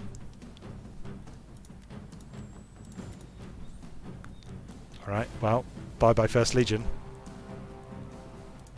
Speaking of boats not being able to move quickly, they did come out of nowhere, didn't they? And I did not have naval superiority. That kind of serves me right. Well, I'm going to retreat and then see if they attack. They might just attack me again. Are they going to attack me again? Yes, they are. There's probably no point fighting that, is there? Because I'm just going to get wiped the fuck out. Oh well, bye-bye, spurious Scrofa, we barely knew you.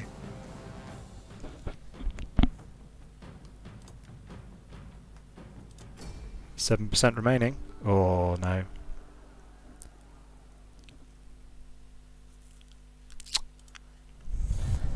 Poor spurious Scrofa. It's going to be challenging to get to Sicily, I think. Oh, now I need my ports on the other side of the peninsula, away from the Carthaginians.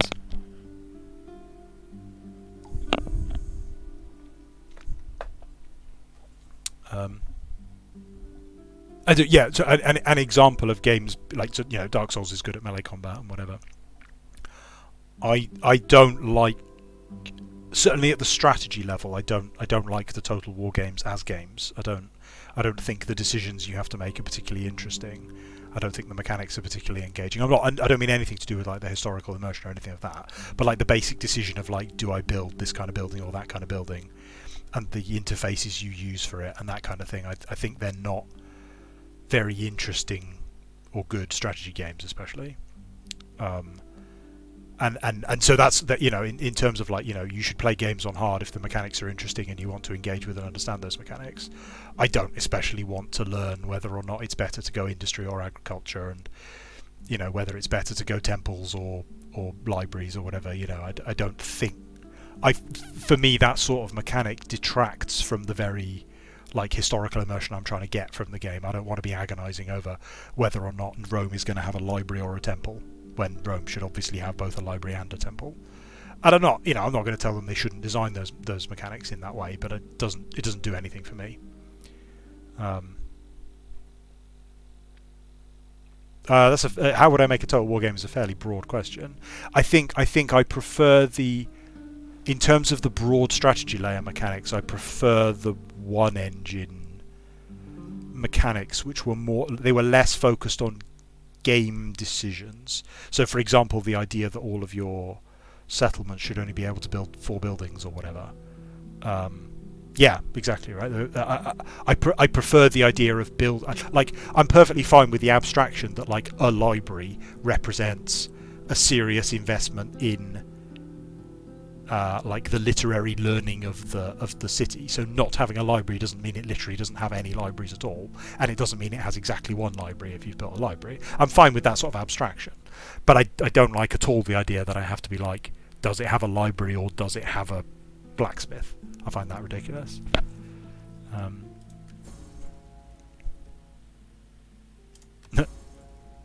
Right, I guess I better raise a new First Legion then and find the general for it. Oops. I guess we'll go sit outside Rome and hope the mean Carthaginians don't kill us.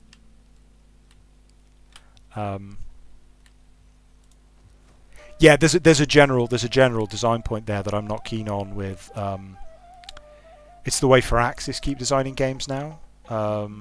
Civ 5 was like this. Civ 6 is arguably even more like this in some ways.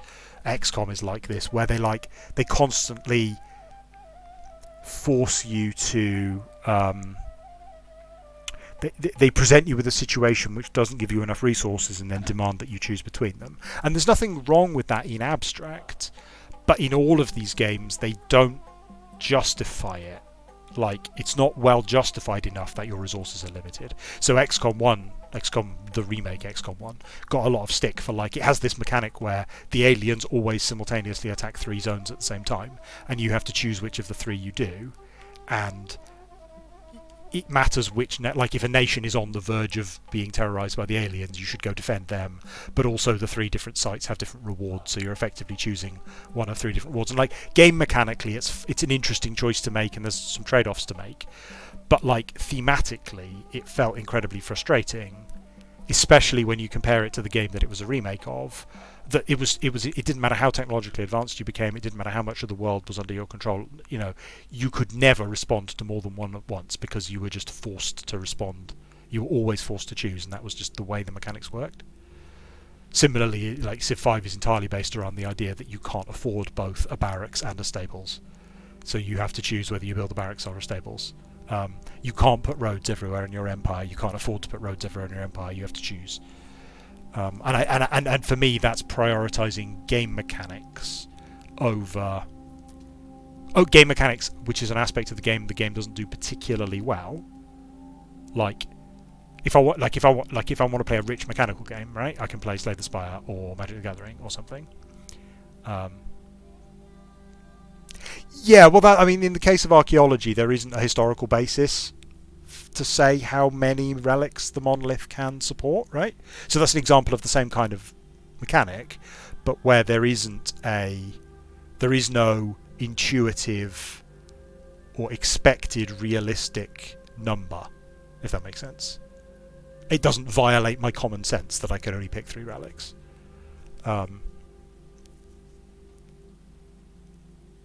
And there's a balance issue as well, right? Like, so, like, it's balanced on the assumption that you can't have all of them active.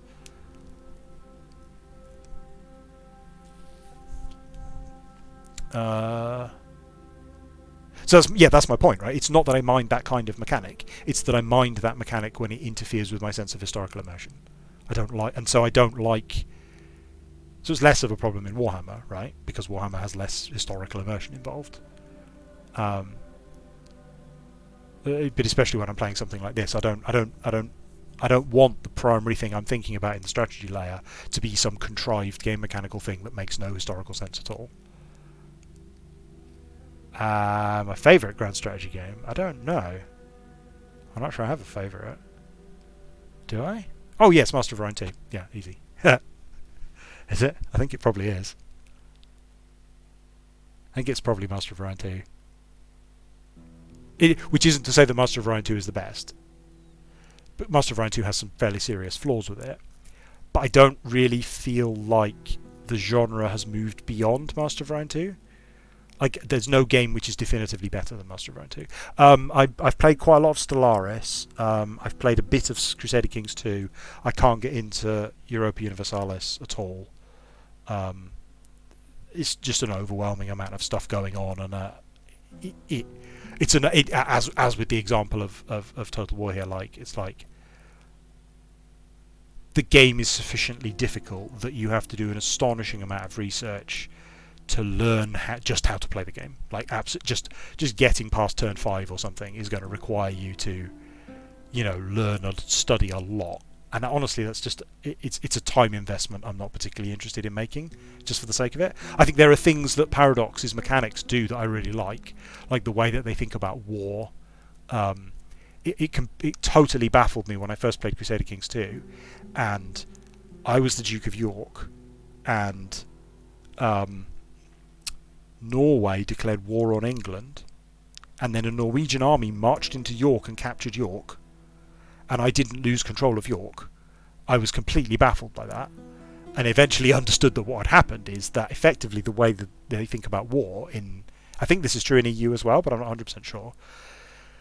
Effectively Norway made a bet with England that they could win the war, and if they won the war, they got control of England. That's effectively how it works. That they staked England on this war. So then when Norway won the war, they won the war by capturing all the provinces of England. They then got control of England. But that didn't because the game is feudal, because it's modelling a feudal political period of history, I'm still the Duke of York. Just because my liege has changed doesn't mean I'm not the Duke of York. So even though York got captured, that didn't make any difference to me. England turned white, and my king is now different, but I'm still the Duke of York, and York isn't changed.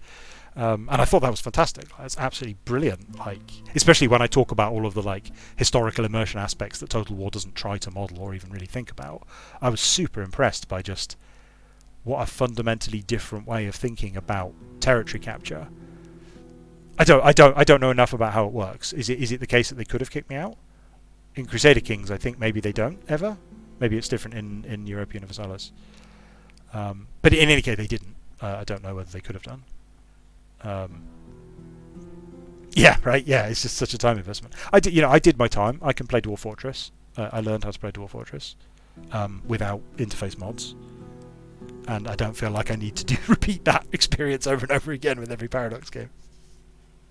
I don't feel like I'm going to get out of it what I would put into it, or perhaps no, maybe I would, but I don't really have time to do that with all the different Paradox games. Right, I probably ought to stop. Actually, let me I'll finish this turn and then I won't end turn. I'll save instead, and then I'll get thoroughly confused when I load it up next time. What's happening here? Seleucus III has been born. Ptolemy III returns from Syria. The Egyptians are pushed out of Mesopotamia. Without a declaration of hostilities, Greek statesman Aratus of Sicyon, who's gradually built up the Achaean League into a major power in Greece, makes a surprise attack on Corinth, forces the withdrawal of the Macedonian occupation troops. Man, these Greeks just can't be trusted. Then someone needs to come and civilise them, I think. Some Italians need to come along and show them what's what, because they just keep fighting with each other. Something to do with Sparta. They've invented the labour movement or something. Right. Oh yeah, right, so I was going to recruit a new army, wasn't I? Let's do that. Raise forces, reinstate legacy, Legio 1. Do they have a... Wait, where's the... Oh, whoops. I wonder... I meant to choose a general. I wonder who he is. Right, and we are recruiting an odd mixture of units. 1 Triarii. Ugh. 1 Principes, 1 Hastati. Nope, not Heraclian levies. 1 Vararii, 1 Javelin, 1 Slinger, and then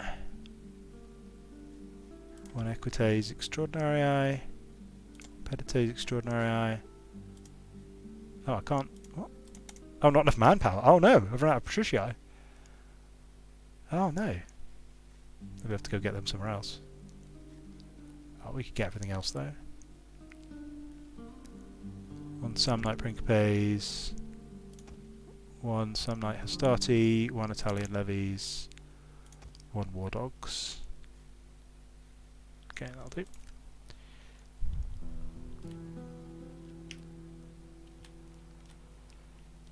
Can we do it? I don't see how we could practically model this in the Runescape engine, to be honest. Like, I mean, you could do a sort of simplified interface strategy game conceptually. I don't think it would work as a world event regardless, because world events are sort of about shared group control rather than like who would lead the armies, right? I mean, you could have an interface which just sort of showed the regions of the game world and they were coloured in different colours. That would be quite difficult, but not impossible by any means. And then, you know, you could have like fighting over each region, and then that would change the colour of the map. But ultimately, like, that wouldn't really be any different to just a scoreboard, right? It would just be a particular way of presenting a scoreboard. That what's going on here? They were going down to reinforce Sicily, but for some reason the Carthaginians are all hanging out here. Oh, are these finished? They're going to take a while to build yet, aren't they? Right, I'm going to leave it there. I ended up not streaming this Monday because I couldn't figure out what I was going to stream. My new thought is I don't think I can, Nada. If I was the CEO, I could get you a free month of RuneScape, but I don't think I have any ability to do that.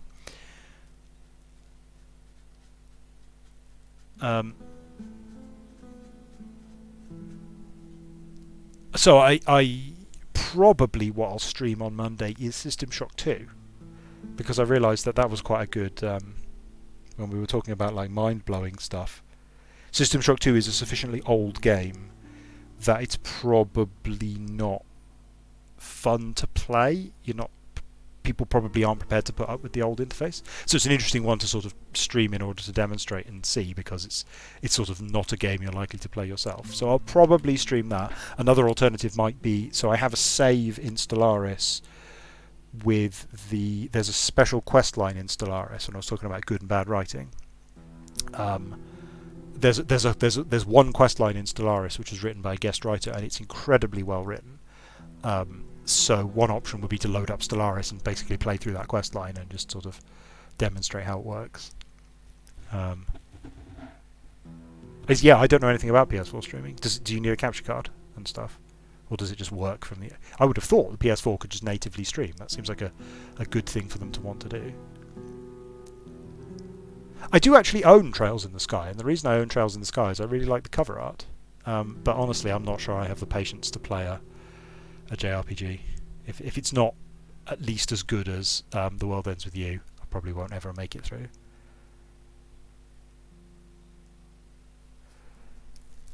Yeah, people say that, but people say that about Mass Effect. They say that about The Witcher 1. They say that about Final Fantasy. People keep going like, "Oh, you got to play Final Fantasy for the story. You got to play Final Fantasy for the story." I'm like, you were a child when you played it. Your ability to judge whether the story was good at the time was not finished yet. So I mean, maybe the story is great, but I'm very skeptical based on other recommendations. yeah. It's if you play all 8 games. If you play all 8 games, then it'll be even more amazing. Is not a point in its favour. Like, that's a point against it. Like, but these days I'm more in the mood for... Not mood's the wrong word. It's just in terms of the time I have, right? Like, I don't have time for an 8-game JRPG saga. I have time for Gone Home, which is about 20 minutes long. That's much better. Yeah, I was being bloody minded about Final Fantasy, so I was trying to play the Final Fantasies in order. So I did finish 1, I think. I actually quite enjoyed 2, weirdly, because I think 2 is considered like the awful stepchild of the Final Fantasy series that everyone hates, but I liked its level up spells by casting them mechanics. I found that engaging and fun to grind.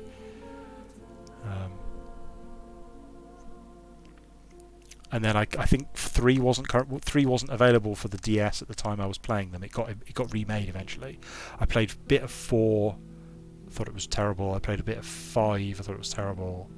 6 is like my friend's favourite game ever. Like, I've got a friend, and Final Fantasy 6 is like his favourite game of all time. So I really made an effort on Final Fantasy 6, but just... it's just... I don't know.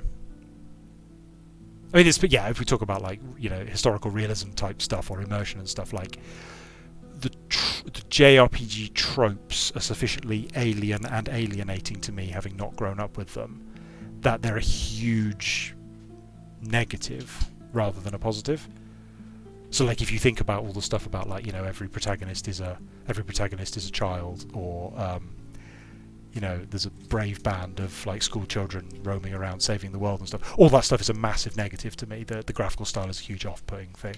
So, like, the game has to be double good to make up for the things that are irritating.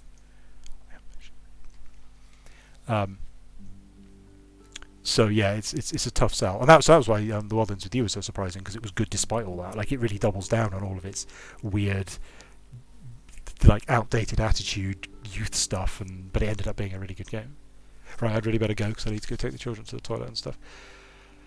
So I'm intending to be streaming on Monday, probably System Shock 2, but I'll be back with Rome next Thursday. That's the plan, and I might try and actually accomplish anything, because all I did there was really click end turn like 12 times or something. Right?